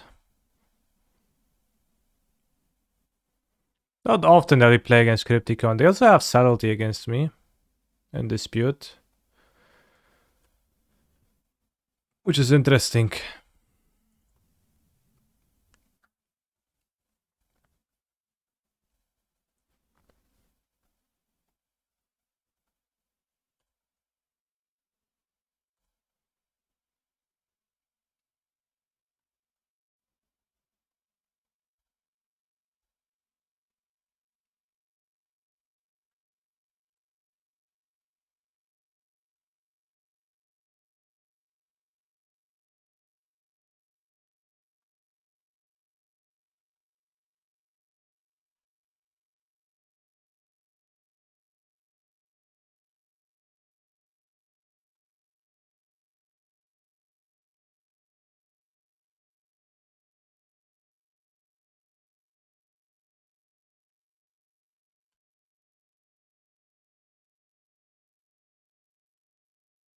Don't mind trading big contract for a Rhino, gaining 7.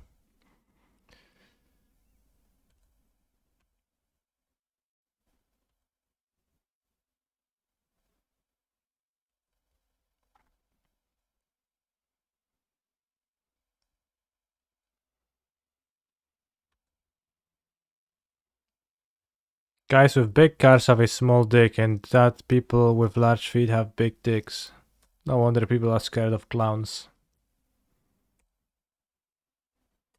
Do clowns have traditionally small cars? Be careful, they're playing for the long.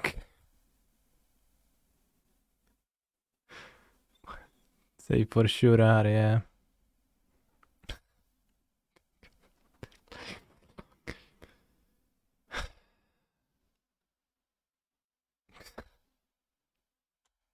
What does that mean?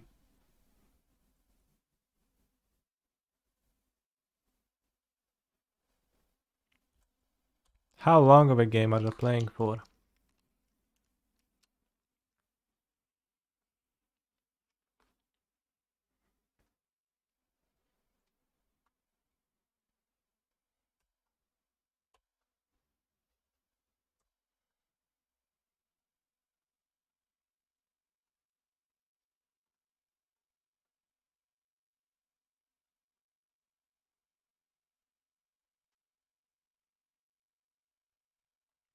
Bro, would you have top 8 with a 12 free score if you hadn't missed round 9? It's unclear.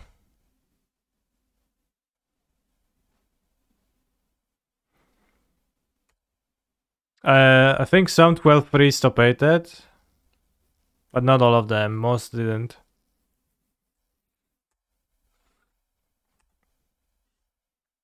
And I don't know how is the Hammer Keruga matchup. It probably is not too great for Hammers if it was a Vigor deck.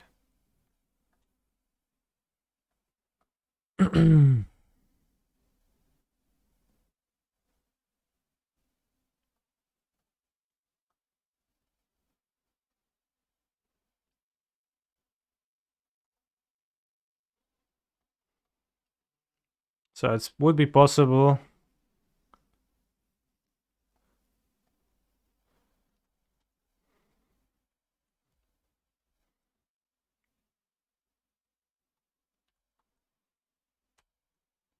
Did I win any prize sticks? I actually did, yeah. I got some boosters, opened them, opened nothing, and now I have extra cards to sort through.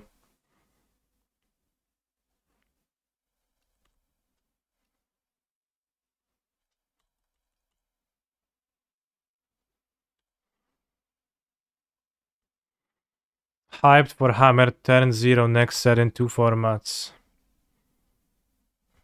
Da Vinci. What the heck are you talking about? No breach for bubble draws here. I mean, I'm trying to maybe draw some backup to play it out. Not playing into like mystical disputes necessarily. I would play breach for the combo and I would kill my opponent with.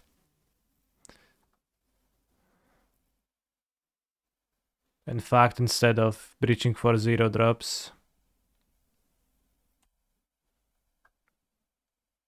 Da Vinci is playing for the short game for sure. Da Vinci is kind of, I don't know, ahead of all of us. I don't know what he knows.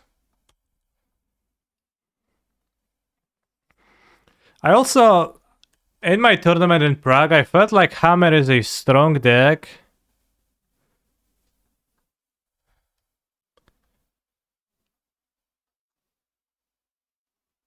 But I didn't feel like it's, let's say, the best one you could play. It seems very punishing, very good at punishing players who do not know things.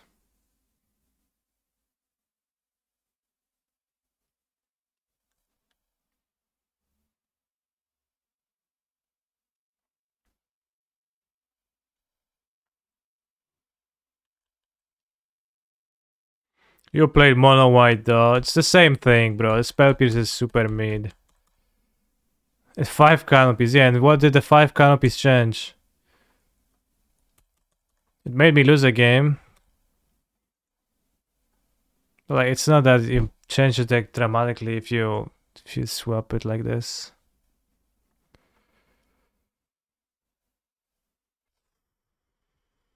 Hammer is the best deck in Modern against the most popular deck in Prague. Oh, there, yeah, I guess maybe that's true.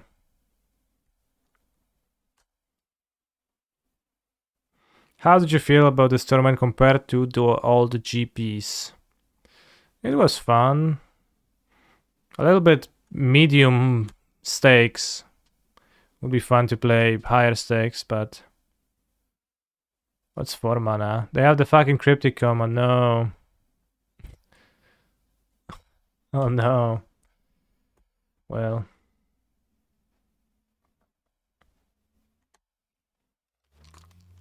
That's why they shocked. It was not for Otawara or Vigor. Also Vigor. Oh, come on.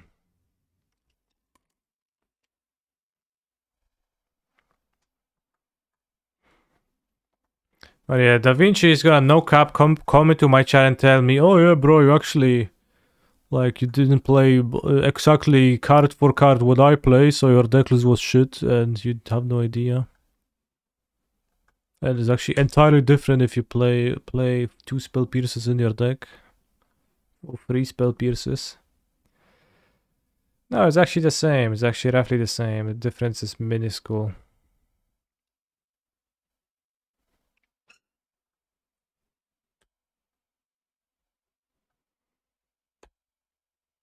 Again, what I was saying the entire time, the hammer is great when you draw like the top hammer cards in every draw. Sure. Not so strong necessarily otherwise. Maybe I bottom this because I just want to draw this.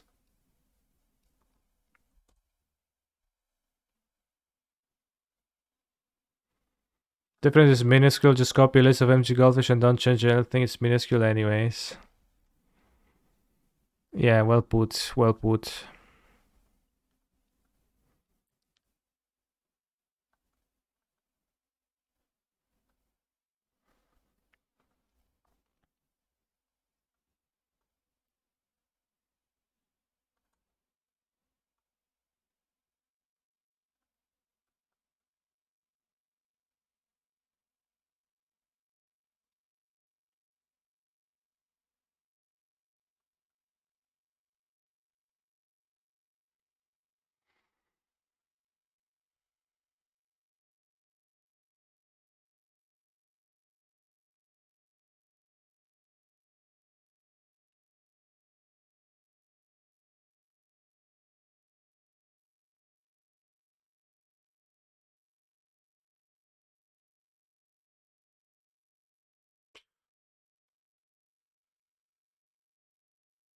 Ay, caramba.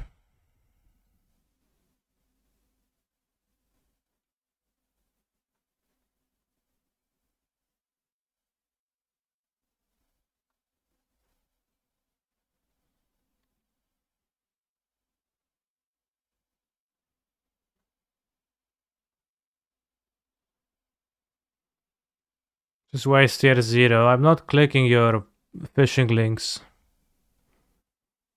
Wow, point is just never giving me a break. Okay, I guess you won. Clearly you wanted it so much more than I did.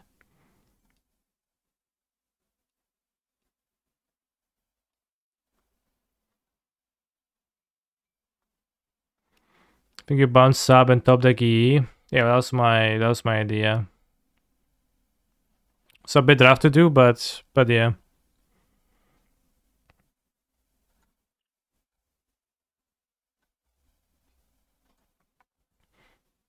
I'm gonna take a bathroom break before the next round, before round 4. The fact Kalugawa draws 2 rhinos, yeah. Really hard at that cryptic command, that really got me good.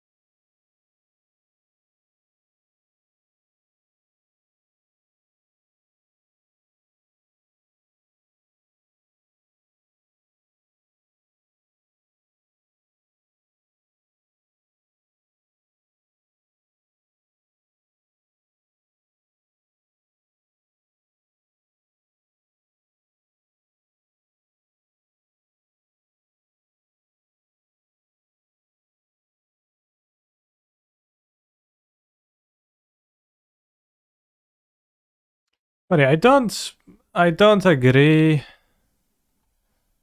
Or rather, I don't subscribe the philosophy that, you know, I would think that my hammer deck is so much better than yours because I play 1 spell pierce and 2 blacksmith skill and you play 3 blacksmith skill. This a small difference. It does not make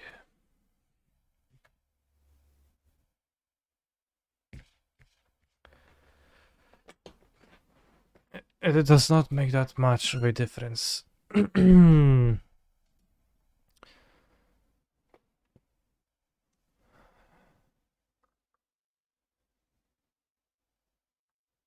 Which also agree that Hammer is a strong deck. It was certainly strong for me, but it did feel strong to me in a way where it's a very good deck at punishing players who are not prepared. It's fairly sketchy at times against players who are ready for you.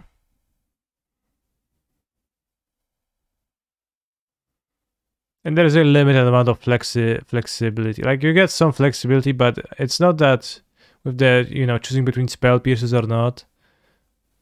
But because it makes so little difference to me, it kind of feels like fake flexibility where it doesn't change the outcome too much.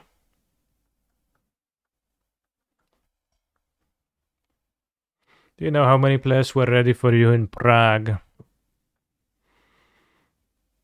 Most of them didn't feel like they were very ready.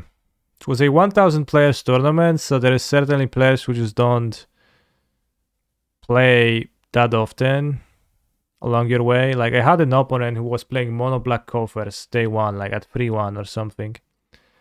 And they had 15 life, were tapped out. And I draw a card, it's a paladin, and I'm like, yeah, okay, I'll go hammer, paladin. And as soon as I play the paladin right after the hammer, my opponent looks at me and says, I think you played your cards in wrong order, broski. Without broski, but they actually said, yeah, I think you play the cards in wrong order. So then I equip the hammer, I kill him with the Caldra, extends the hand.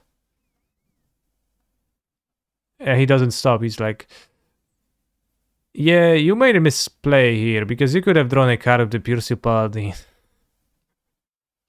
I was like, yeah, I guess.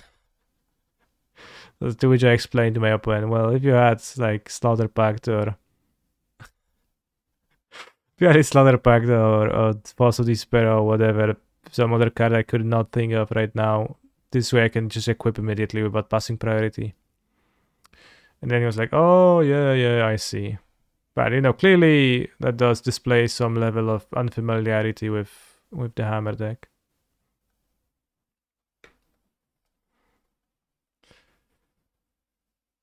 What do you think of the fact that there was 0 Merkta in the top 8 of Prague? I don't feel about it whatsoever. It's just a fact.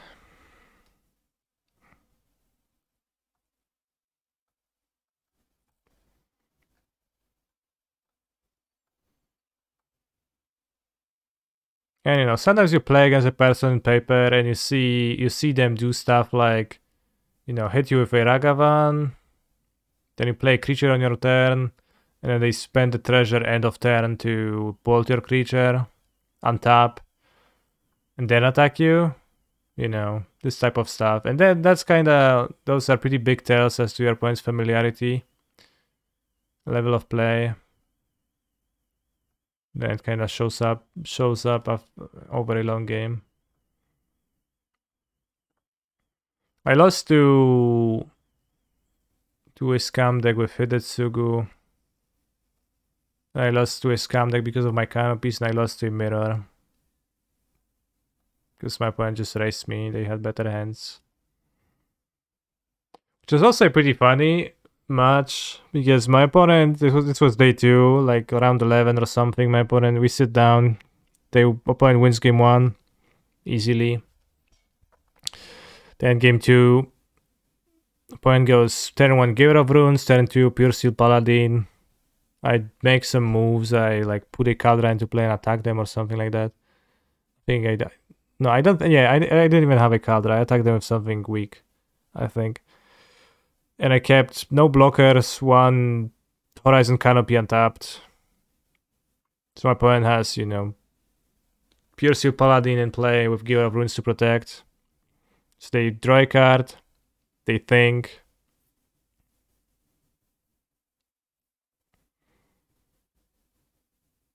They go Sigarda's Aid. Hammer on Paladin, draw a card, think for a while, hammer on Paladin, draw a card, attack me for 22. So I extend the hand. And opponent visibly like sighs with relaxation, and it's like the pressure comes off from them, which is really funny because like I was almost tapped out. They had the giver to protect. Like I couldn't do anything. I was not threatening them with anything on the backswing, and they literally had 22 damage on turn 3. But they just seemed so relaxed after assembling that combination.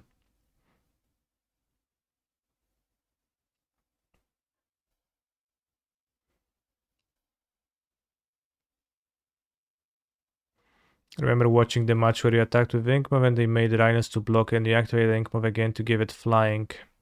I would have completely overlooked that could happen. I mean, that's a pretty classic play that you should know if you play Hammer, or probably it's good to know if you play Modern, but certainly not intuitive to anyone at first time when they see this. I'm pretty sure my opponent knew about this, but you know, just was fact checking me to see if I also am going to actually click my card. It could have been first tournament, you never know. Yeah, well, definitely it's possible, but just from my perspective, it was very funny to see, you know, such a show of relief after like something that for me would be so mundane and like game not being close. Of course, if you experience less tournaments than me, which is probably what many people do, then it is not surprising that you would react possibly different.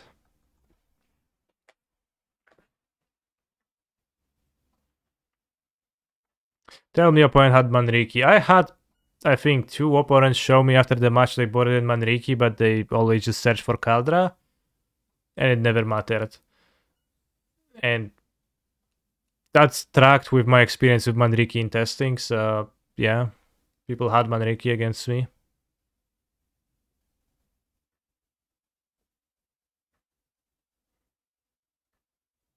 How many times did you cheat a non-pro out of victory this weekend? I didn't. How have I found 4 of Marches? It's the best, like, I was happy with that. It's the best card against other Saga decks. I played against 4 Hammers and 1 Amulet, and it was great.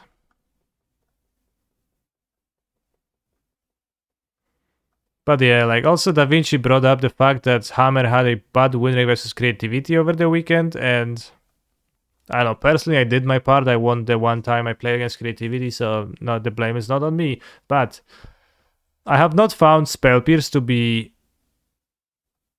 all that great against creativity. It was fine, but you don't win versus creativity by keeping up tricks. You win versus it by just having a fast hand. So over time I just started cutting less 0 drops against creativity. If they ran my Mem Knight, so be it. I just want to go fast with Springleaf Drum. Did I miss no Relic of Prog in sideboard? I never played against Living Ends, so I didn't. Tormod Script is actually better against Living End either, so I didn't miss it against Merktide. Which you could board it in, but it really makes roughly no difference over the card it's replacing, if it's replacing a Springleaf Drum or a Mem Knight, I think. So it's kind of a wasteful sideboard slot. Is Orvar needed? Well, I don't know if it's needed. I think it's very good. Although the one time I played against creativity, my opponent actually had 3 Serra's emissaries in the sideboard, so I boarded out Orvars for game 3. I think Relic is most attractive if you expect a lot of Breach, yeah.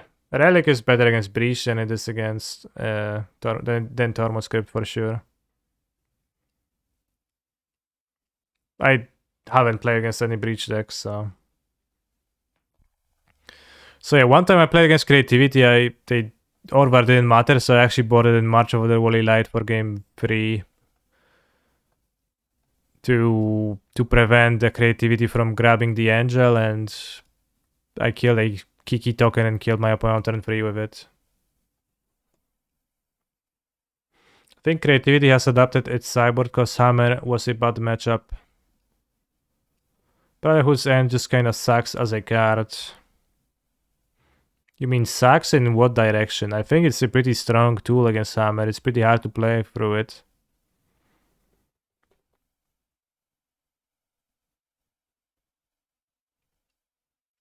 But yeah, did not seem to me like Hammer is particularly great versus Creativity or particularly bad versus Creativity.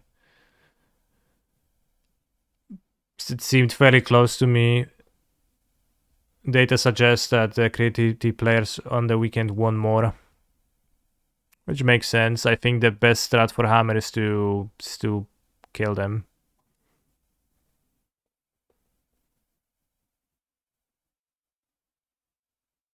It's been pretty terrible for you? Okay. Out of Merktide, I've been blown out by it a lot. Maybe it's different enough.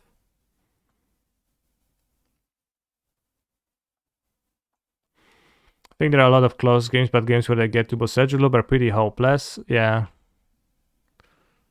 Well, yeah, for sure. Like, they don't get to do that often, and again, that's another reason to play faster rather than slower, because that's just mana intensive. But also, Hammer is a deck that is easy enough to control in the late game that you don't want to, like, Hammer is so, like, it's bad enough in the late game, it's easy enough to be controlled in the late game by removal spells that you just have to constrain your opponent on mana. That's the only real strength of the deck, I would say. You always assumed Hammer is favored versus Creativity. It's probably close. Yeah, Werther is a great card. Werther is a great card for sure. Just that the Hammer's job is constraining your opponent on mana.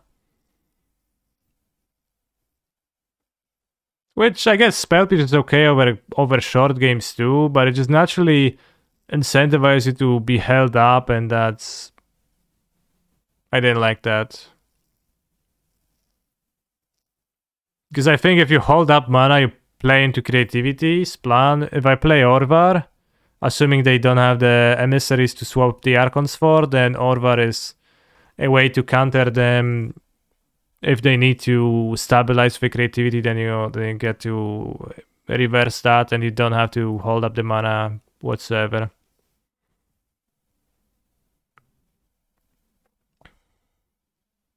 So yeah, I would love to have more Ornithopters against Creativity, I guess, for Springleaf Drums. 4 Ornithopters maybe. And just go fast.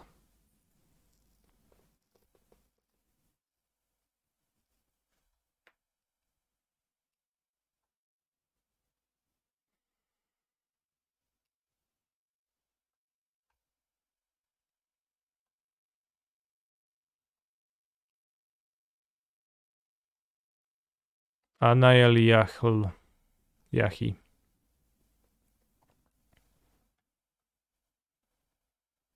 Merktide is 50% versus Merktide, but the confidence intervals is between 39% and 60%. That is crazy. 40% versus Hammer, 47 versus Creativity. It's just from the Prague event. 2004 1, 2004 3, yeah.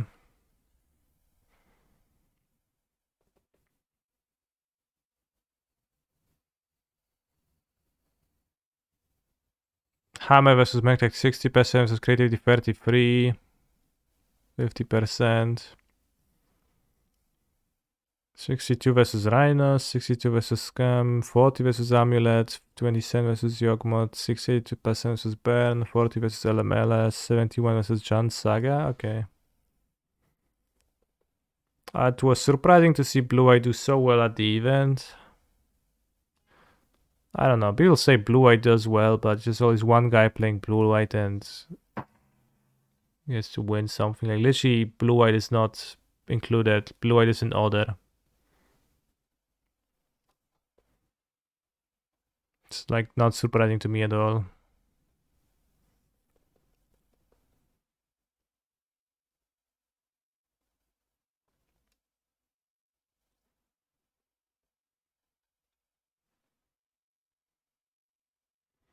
Elementals is always a good deck in paper, even disregarding Marcus's win.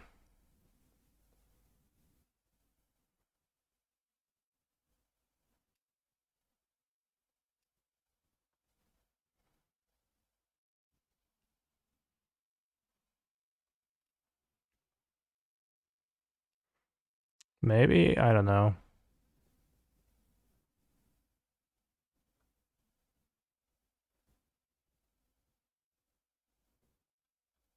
Win rate presence. Elementals, win rate 57.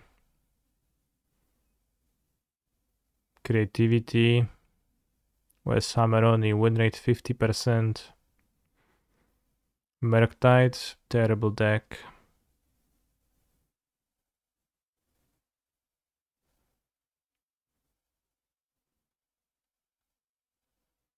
Win rates depending on presence of the most present modern archetypes, 1.01 of the matches between something and something by Anna Eliahi.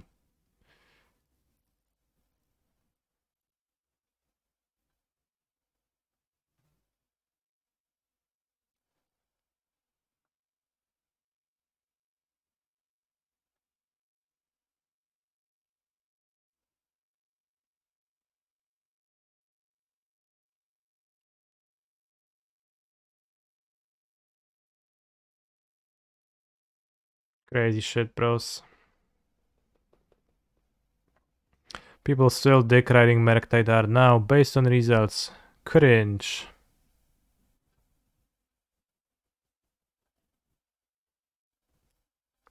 I always lose to Murktide. Regardless of what I play, I feel like I get destroyed by them.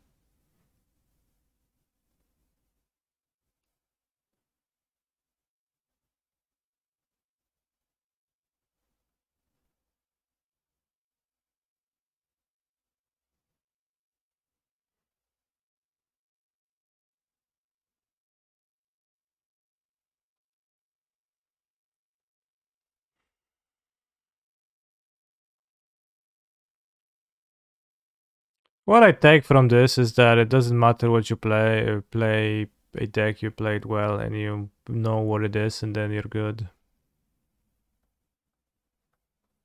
That's what I say. That's what seems to work for me. I consider my finish to be fairly strong. With Hammer, it was 11-4. Had one round was a concession, so I played 11-3. So yeah, good. Hammer mostly, like most of the strength of my deck felt like it lies in my opponent's playing scared, not knowing how to play, wasting resources, not holding up mana correctly. Those were kind of like key strength of my deck. Which is unsurprising, that is how Hammer is, that is what Hammer exploits. And have you tried looking more threatening then? I've had people tell me that I look threatening as an opponent in game. Like the way I make my plays. I don't know if you would agree. I don't know how many of you played me.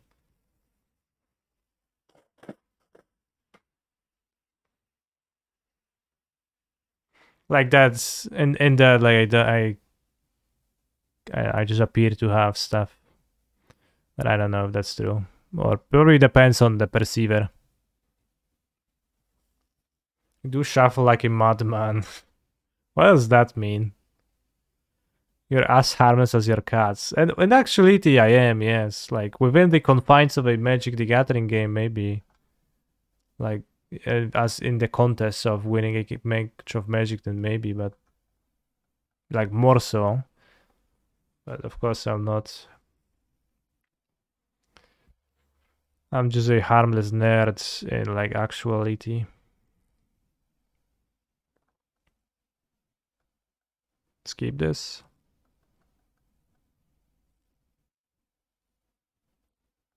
The most common mistake against Hammer is not just let them draw a card from Sentinel, yeah. It's more about confidence and aggression. Maybe, yeah.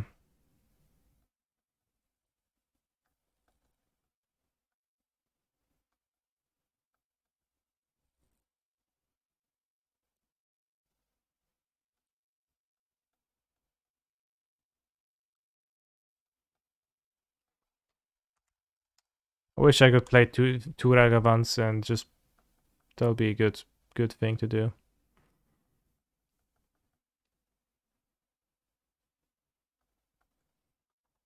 It's certainly not the first time we've seen a Zagoth Triumph today, so you can chatting. True, I can.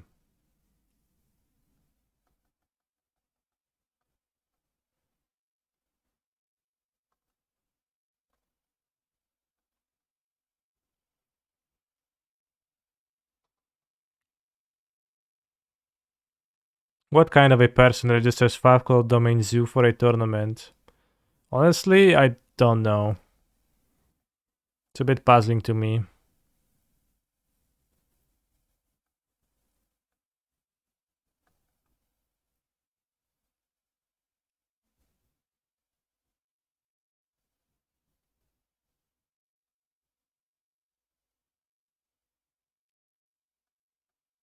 There was a Mox when multiple people submitted zoo, and I also wondered about that one too.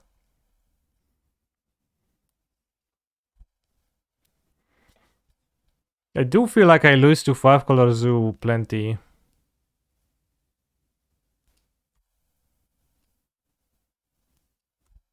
What is this deck? I do feel like I lose to Tribal Flames. A lot.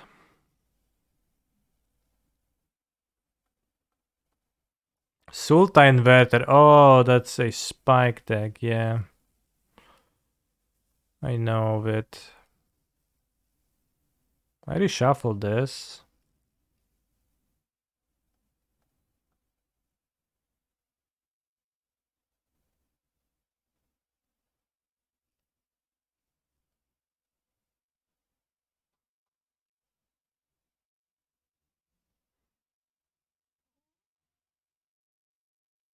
So I'll pay.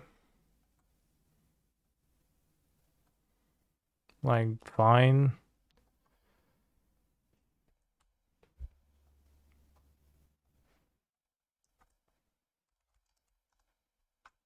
Sultai Uro. Bros, there was a variant of Inverter that played Uro instead of Dig Through Time. Maybe that was the correct thing to do.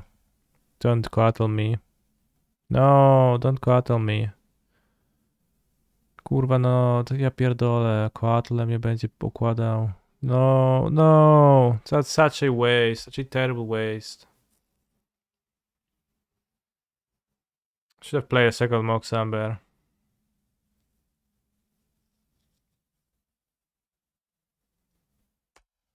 With my hand. He's a phenomenal control player. Oh well. Can he slide? Swamp Bite, thank you for the sub. It's very base that you subscribe to my channel for 5 months. Can we bring to Valky? For sure a snow deck, Snapcaster Mage. I expected no less.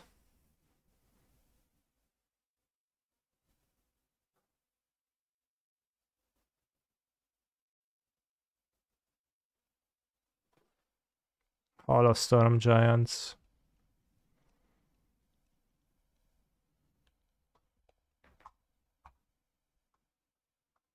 Impregnate. No, now the vote is gonna have me say the word impregnate for no reason.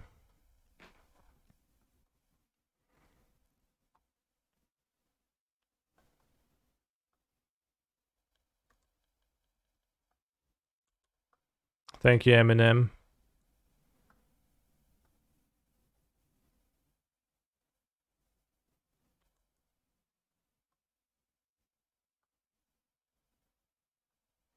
What did you miss during the last 2 hours? I ran into an Icefang Coatl and lost to Crypting Command Rhinos. I think I really want to play 2 threats in a single turn.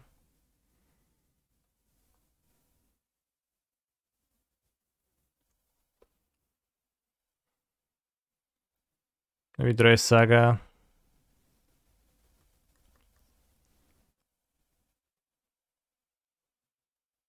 Hmm. Goodbye, white mana.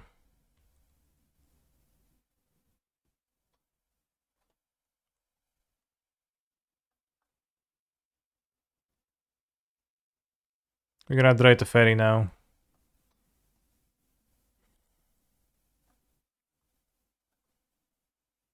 It was obvious. There's no other way for this to go. I even said it, and as soon as I said it, I realized that I have made a mistake.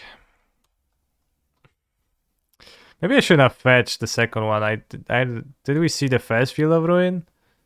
I didn't think they would have to at all. Just didn't cross my mind.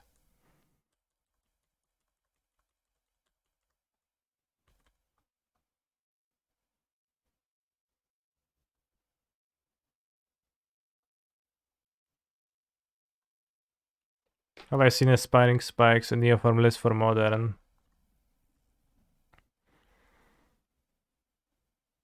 Inspiring Spikes list. Maybe? Which one? Well, the answer is yes, I've seen a Neoform list of Inspiring Spikes, I guess, because I've seen a list that would fit that criteria.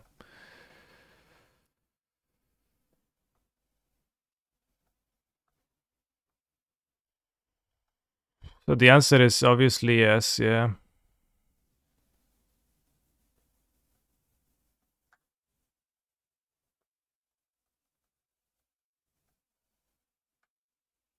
Well, I've seen a single one.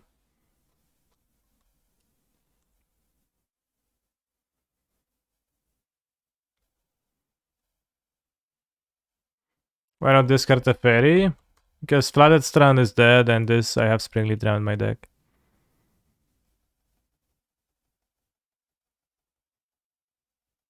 Saga, saga, saga, saga.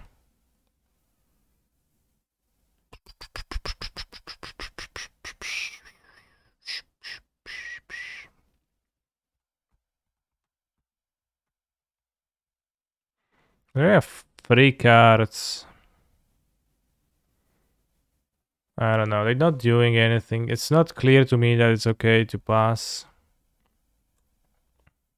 Maybe I should play the breach. Maybe not.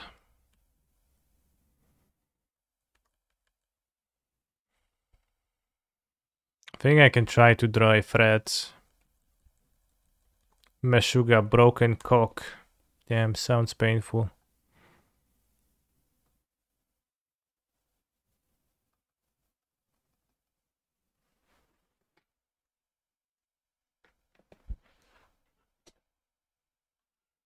Flooded Strand is there. I have 6 fetchables in my deck. My opponent destroyed 2 of my white lands with Field of Ruin.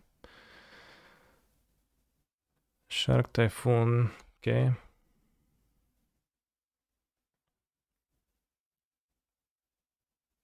There is little time.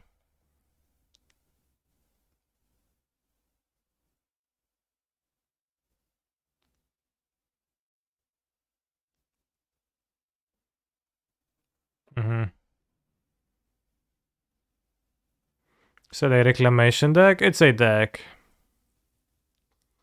Let's just leave it at that.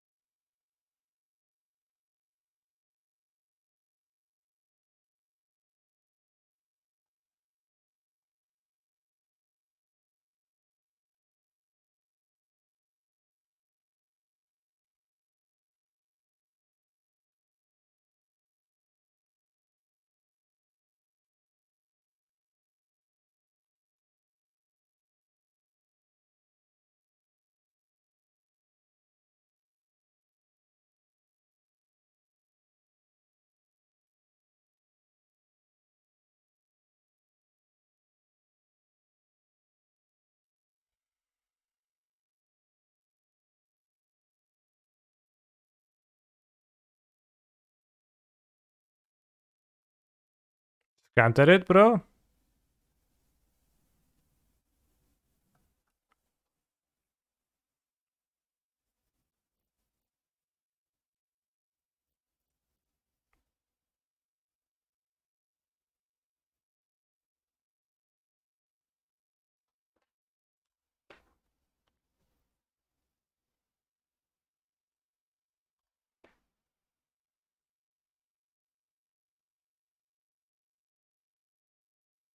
What?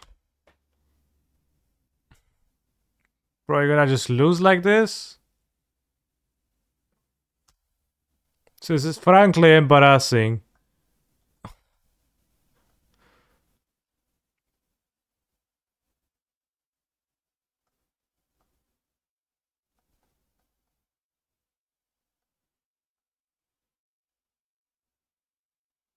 They failed to find.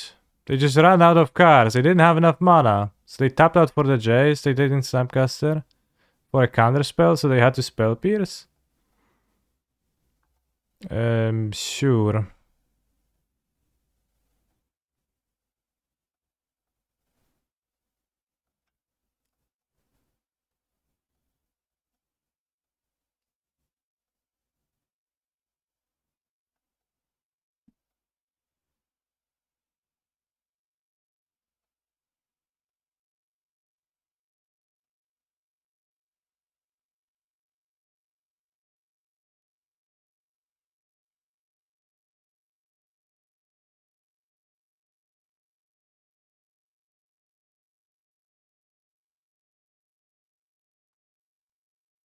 Yeah, nice Edict too.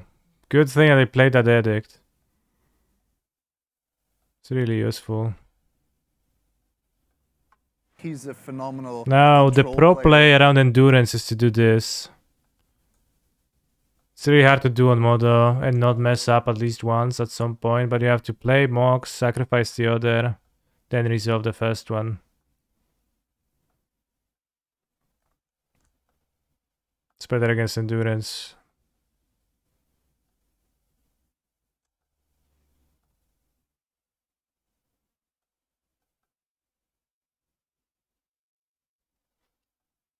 Which I obviously don't have, but...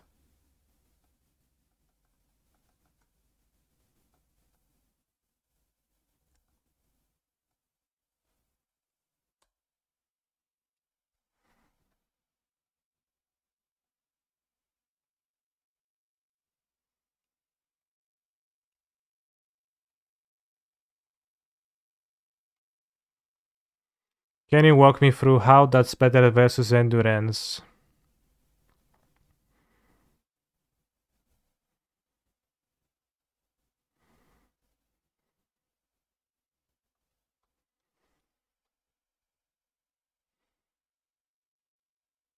Well, there's never a window where both of your Moxen are in your graveyard at the same time for Endurance to get them.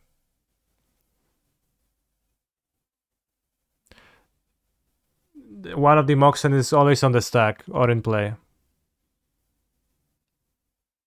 If you just sacrifice it, then there is a moment where both your Moxen are gonna be in graveyard at the same time. And then your opponent can Endurance both of them away. So that's how it's better. Okay, so... I don't know, Subtlety... Spell Pierce... Play Coatl. Maybe I want to play Fury because it's a 5 mana Glorybringer versus Jace. Just play Bolts.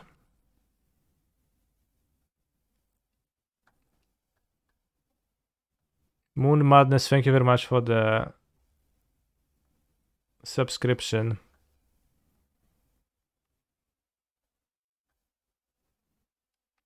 Ether, Spellum, okay versus Shark.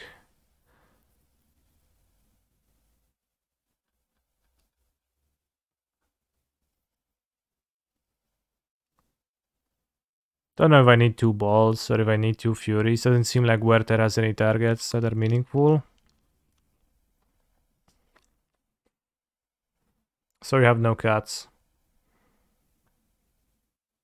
Canister, can you please mod me so Rhea fears me again? I could. If you truly want to. I think having the combo against a deck like this is good to have.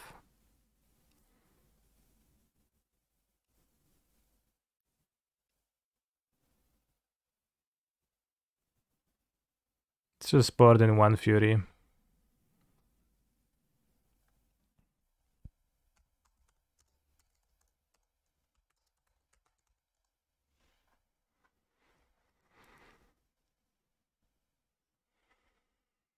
I don't think I should keep that hand. They move to 6. Bolt is bad, Grapeshot is bad, Freelance is, yes, is a shit hand. This, on the other hand, is a shit hand, max Omega. They move to 5-2, so at least we are nice. That's good. That's good.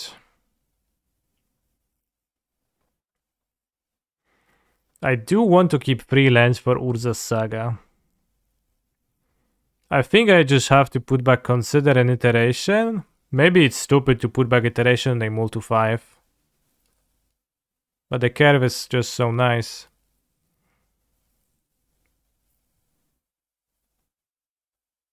Maybe I put back Saga. Or maybe I do put back Sacred Foundry. Put back Shredder. Alright, I like put back Shredder, yeah. Especially if Ragavan hits. If we run Ragavan into a Coatl, then it's gonna be a bit rough, but...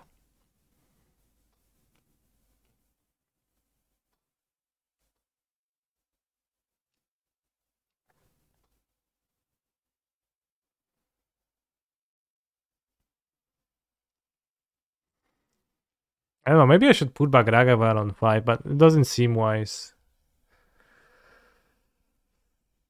But maybe Shredder is better than Ragavan in this hand, and just go... turn 2 Shredder instead.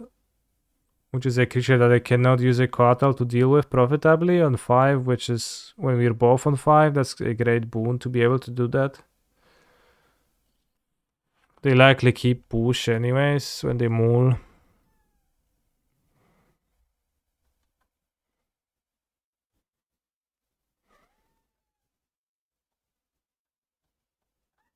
What are the odds of drawing 1 land 3 draws?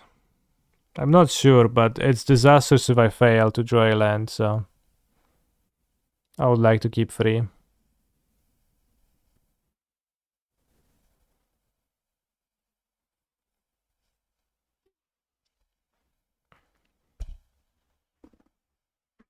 Never got the chance to say hi to you in Prague. Hope you had a great time though. I did have a great time. I hope everyone also did. It was very nice to see a 1,000 person tournament. Felt like the old times. Oh wow. Okay.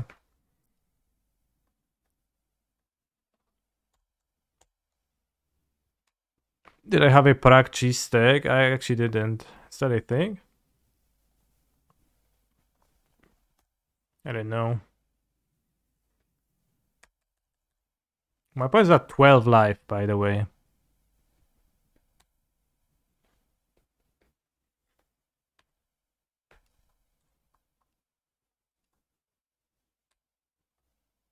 What did you eat there? I ate smażony syr with hranolki. And I ate garlic soup. Wow, so lucky. And I ate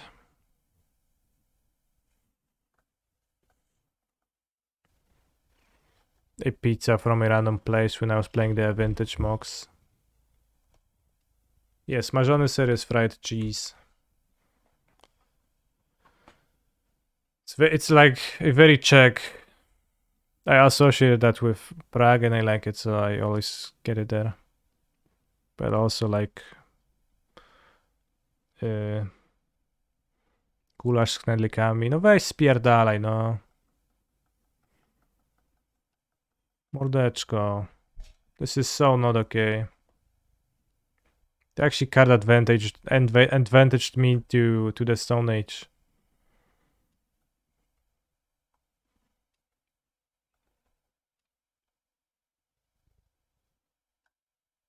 He's a phenomenal control player.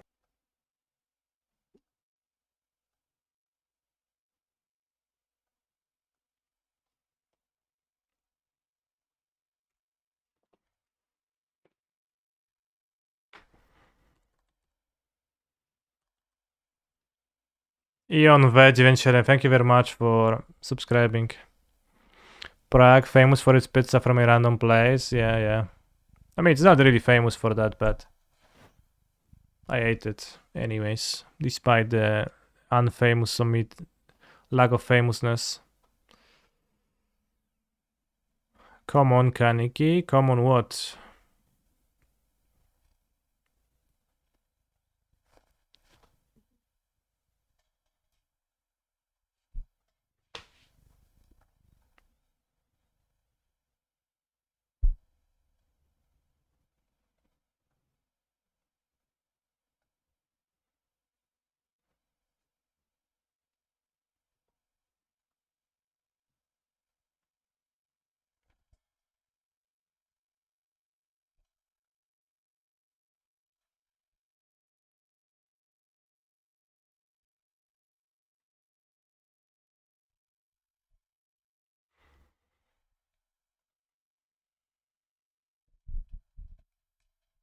They did show Spell Pierce game 1, so maybe it made sense.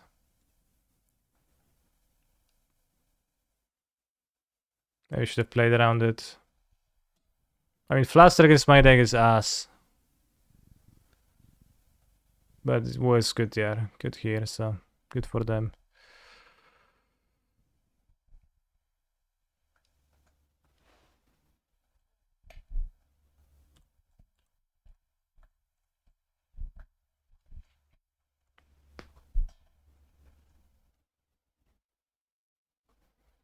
Don't want to draw free with Breach? No, I have bigger plans this game.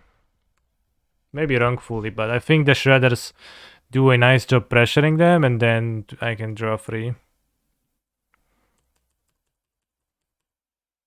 Or, you know, this turn can even Grape Shot.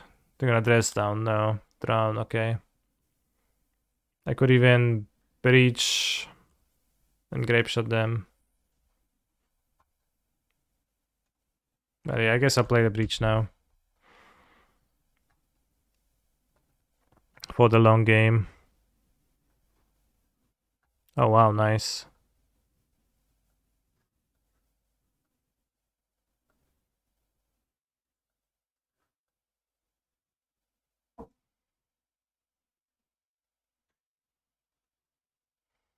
Could cast an iteration from the graveyard.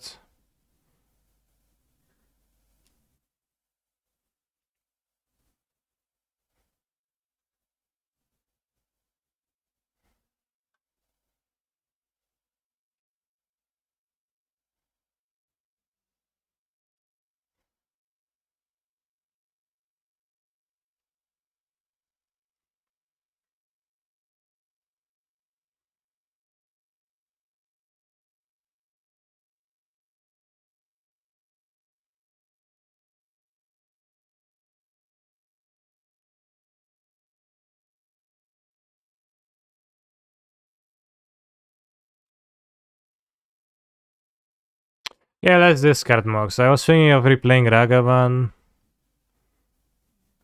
But it's... like, second Breach back up in hand is much better. Can check the top card, see a Spring Leaf Drum.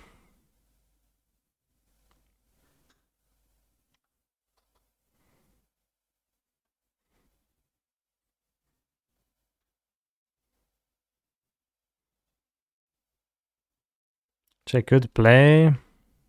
Jeskai can play with iteration. I'd forego 2 damage, which is fine. I think we go for Value.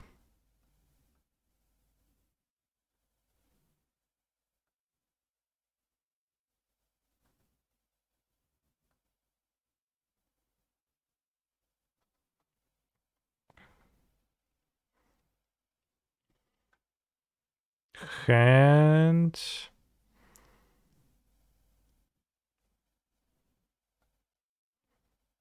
Bottom Exiler.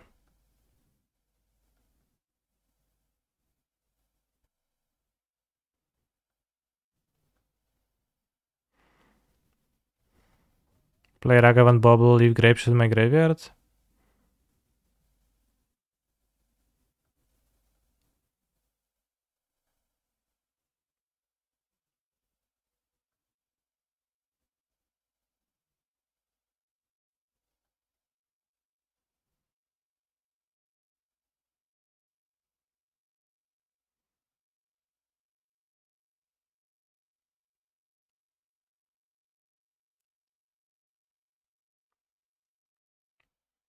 Deluge.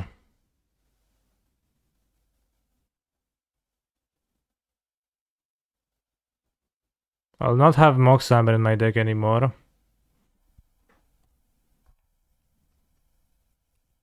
Maybe consider it's better than Ragavan, but I think it's on the board and it, you know, pushes my opponent to act.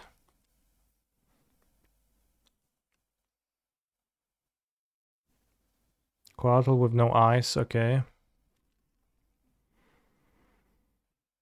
Jump blocking, not jump blocking. Okay.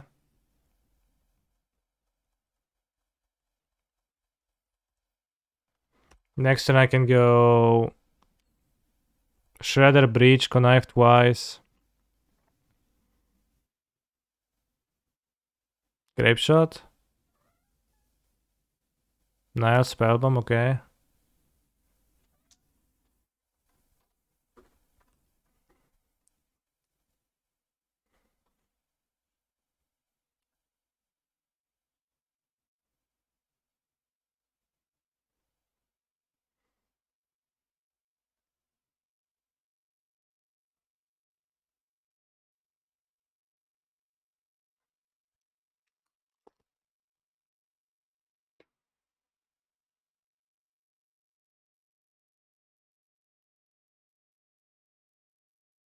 Seems like I will just discard Breach.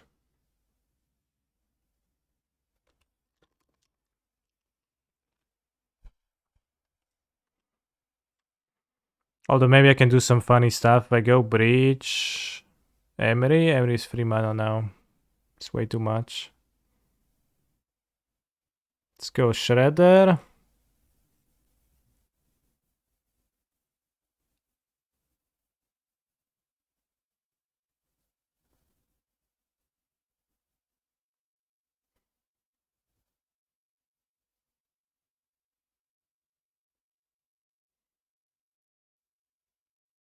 Drum?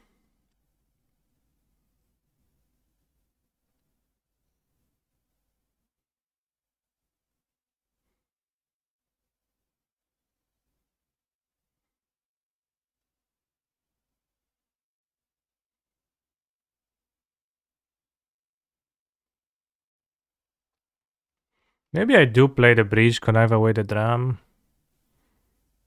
Then they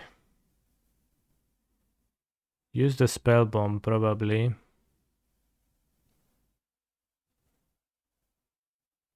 The Breach on the stack, then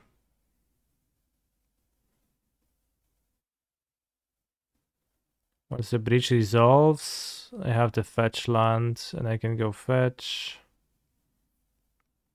No, I don't want to play land first, if that's my plan.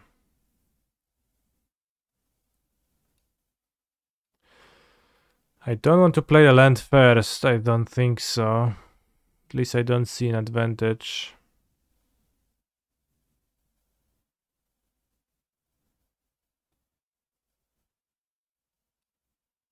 This is a really tough spot.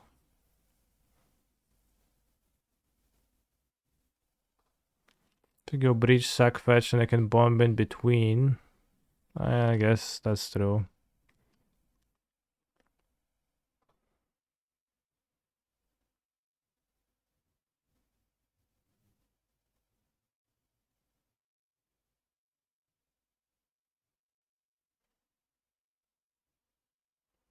Maybe I do play 3 mana Emery and just pitch Connive twice and probably pitch Springleaf Dram.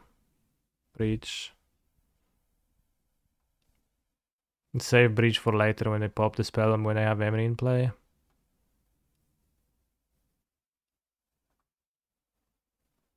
Let's do this to not mill over my Steam vents.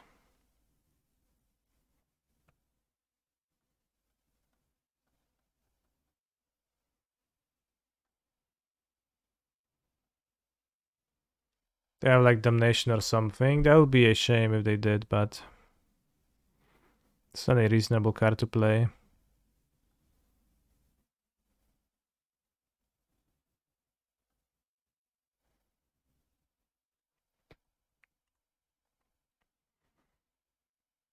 Domination. Sweet song, go brr. Yeah, let's go brr.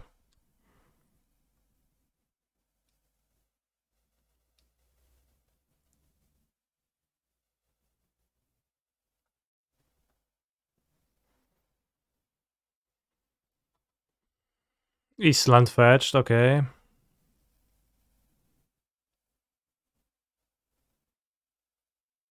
Typhoon. Nice.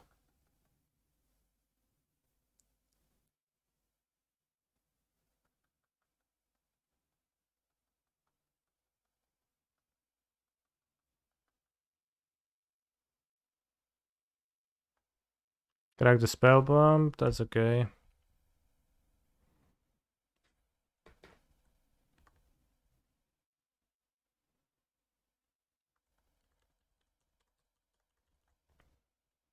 So 5 cards now. They cycle kill 2 of my monsters, so that was pretty good for them. Not the worst turn.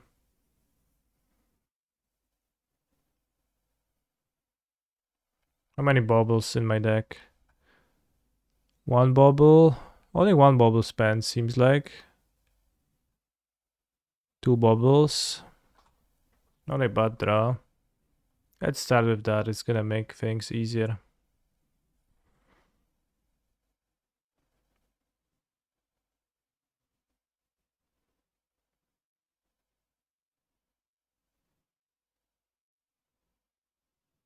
Bros are hacking Love the Fairy in this deck. Supplement stab so well.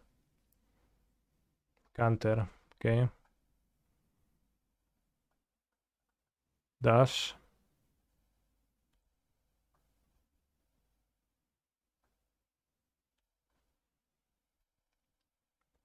Well, it's got a fetch, so that's not lethal now, but it's fine. I don't think I want to discard Breach to Warfile. They're probably gonna play something still. Snapcaster, okay. Do you have anything? You have Consider.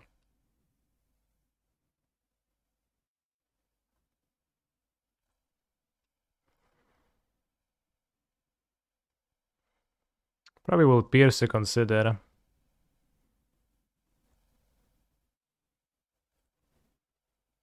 No, the target is Flusterstorm, what the heck? Why do you target Flusterstorm? Okay, pass. Well targeted with your Snapcaster Mage friend. There clearly is a Consider here, right? I'm not seeing things. No, there is a Consider, yeah.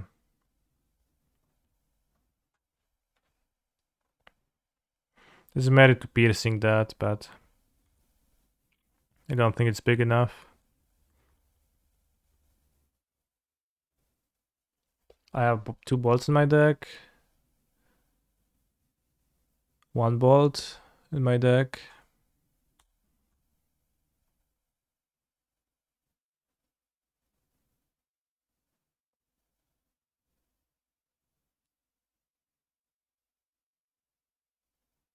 For counter an eventual lightning bolt on Snapcaster Mage. Yeah, but then I can respond to that.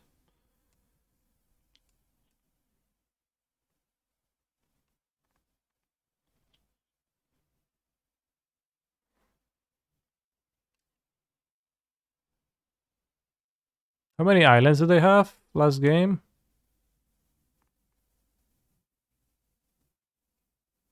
They could have a forest for Spell Pierce.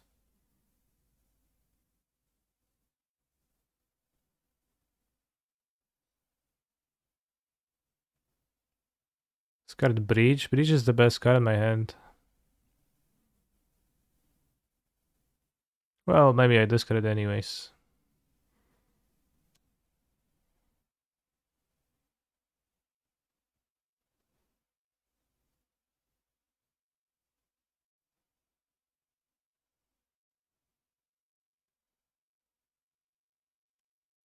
No, but we're gonna play like the Fairy Bounce Breach, like...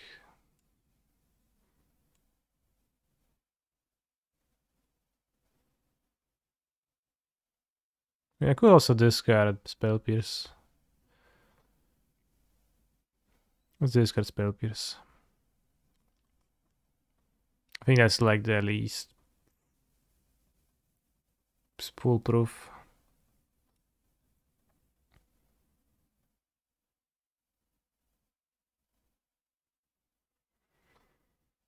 I don't want to connive, my hand is too good.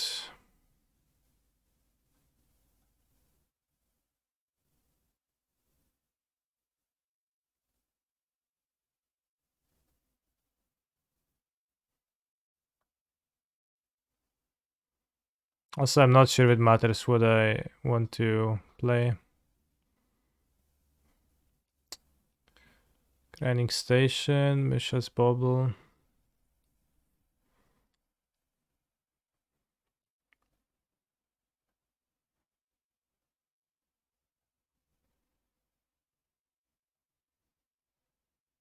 We don't have Grapeshot, we don't have Moxamber.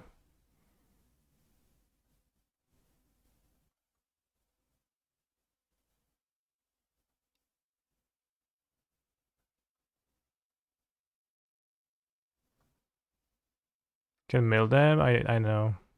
You also find Lightning Bolt. The combo would be Lightning Bolt.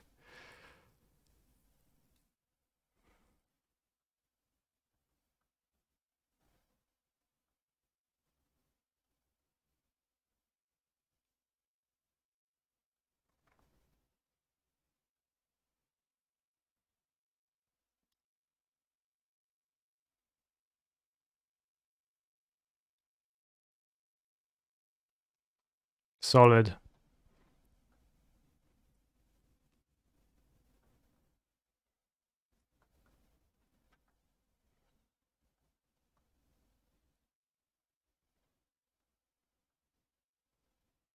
Bloodchi Thirst, wow.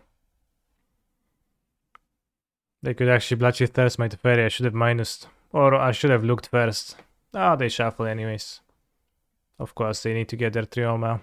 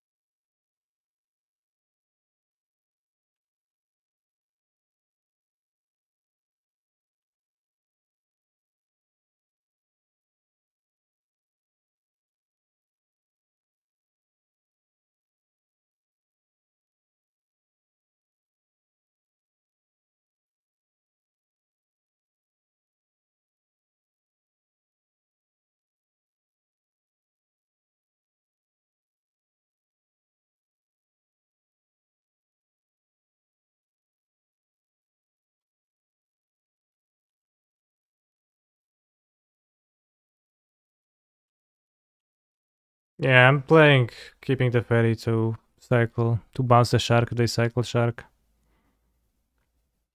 Shouldn't have exiled this, I don't know why I exiled this, but whatever. Alright, went 3-1 with Breach. Good deck. Fine result. Not unhappy.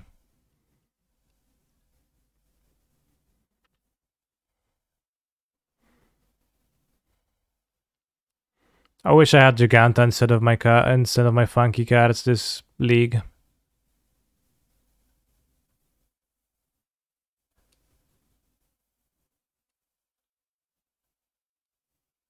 Instead of the elementals.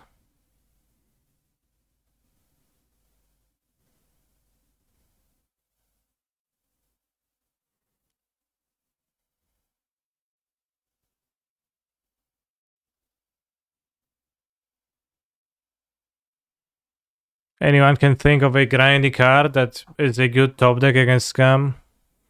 Castable under Blood Moon. Giganta compatible. Fury is that. And also has some utility other than that. So it's a really nice card to have, but it's just Fable.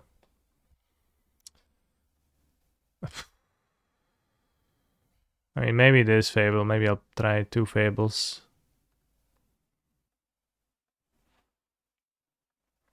There's nothing to copy in this deck. Fable is pretty terrible in this deck, though. The backside is non-threatening. It's a 2-2. It does seem a little bit awful.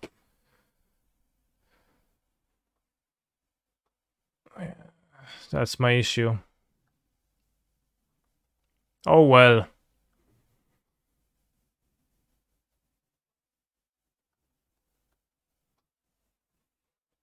Reckless Impulse. Whoa. 2 mana, red common. Not a sorcery. It does have a subtype. So lets you loot mode 2, which might be good with Breach. Yeah, I mean, I would think that X is something better, but maybe not. Yeah, but I don't think you copy very much, right? Basically, in most deck you don't. Well, you don't copy because people kill your Fable and you don't get to copy, but the threatening, like the backside being threatening, I think is a very relevant part of the Fable's power. You don't actually end up doing that because they just kill it, but you know, if they kill it because they can copy Grief with it, or you can copy some other stuff with it. And here, those are legendary, and you can copy Shredders, which is useless. Yeah, but your opponent doesn't know that. Yeah, I don't like to. I mean, they get to know that. They know how this deck looks like. They also see how the board looks like, right? And like what's on the stack, etc. 2 Fables randomly wins, they don't kill it. Yeah, but I'm going to have literally 2 Fables at all in my deck.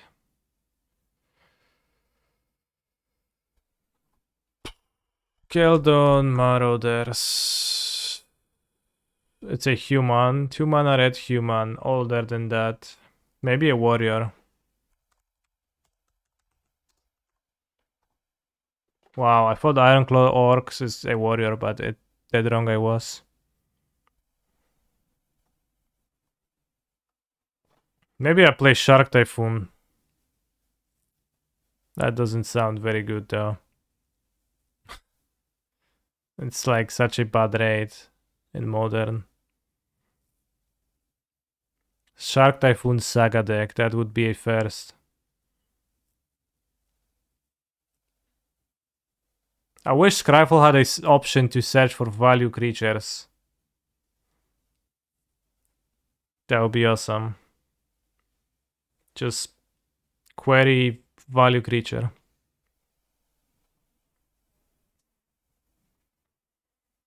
Fire Slinger. Okay, so it's a warrior but not a human, interestingly. It's from between 97 and 07. So maybe a goblin warrior? Any Kamigawa goblin warriors?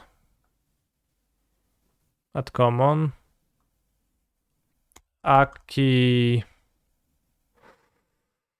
Minotaur warrior, maybe. I don't think there's many 2 mana Minotaurs. Mogwar Marshal. That cannot be it. 2007. I guess technically. Goblin Piker. Okay, so it's not a goblin. It's another type of a warrior.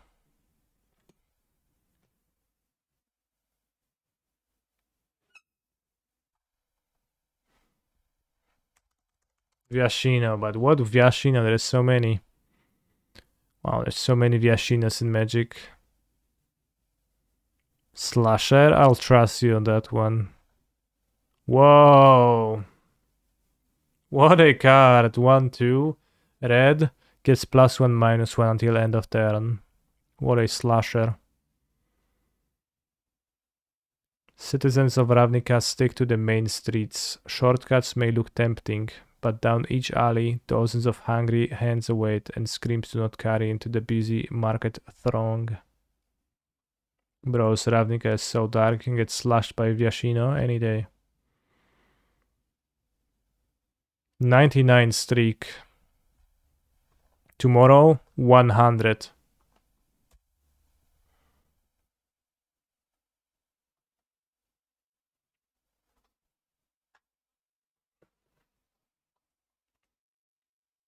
So yeah.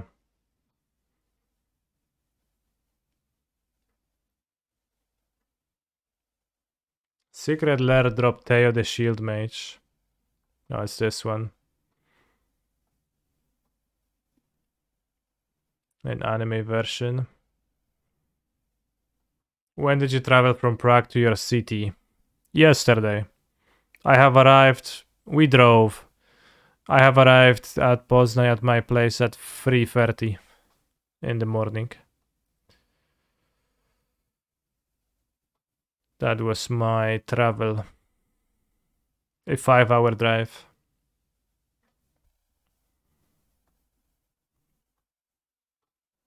I live in Poznań. Poznań, Poland.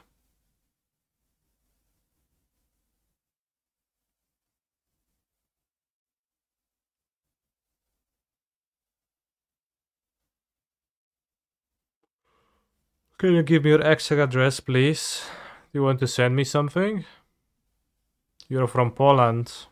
Yes. I was born in Poland and I live in Poland.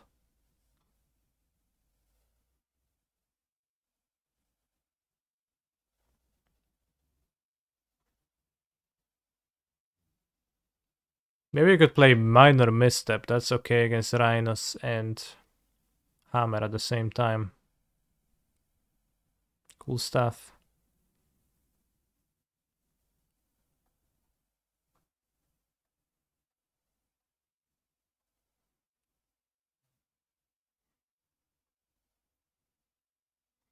Seems fairly unrelated to my Furies. Alright, anyways. Thank you for watching today. Thank you for engaging with the stream, Twitch chatters, and thanks to everyone who has subscribed. I will stay hydrated while you do that too. And I see you on the stream once again tomorrow.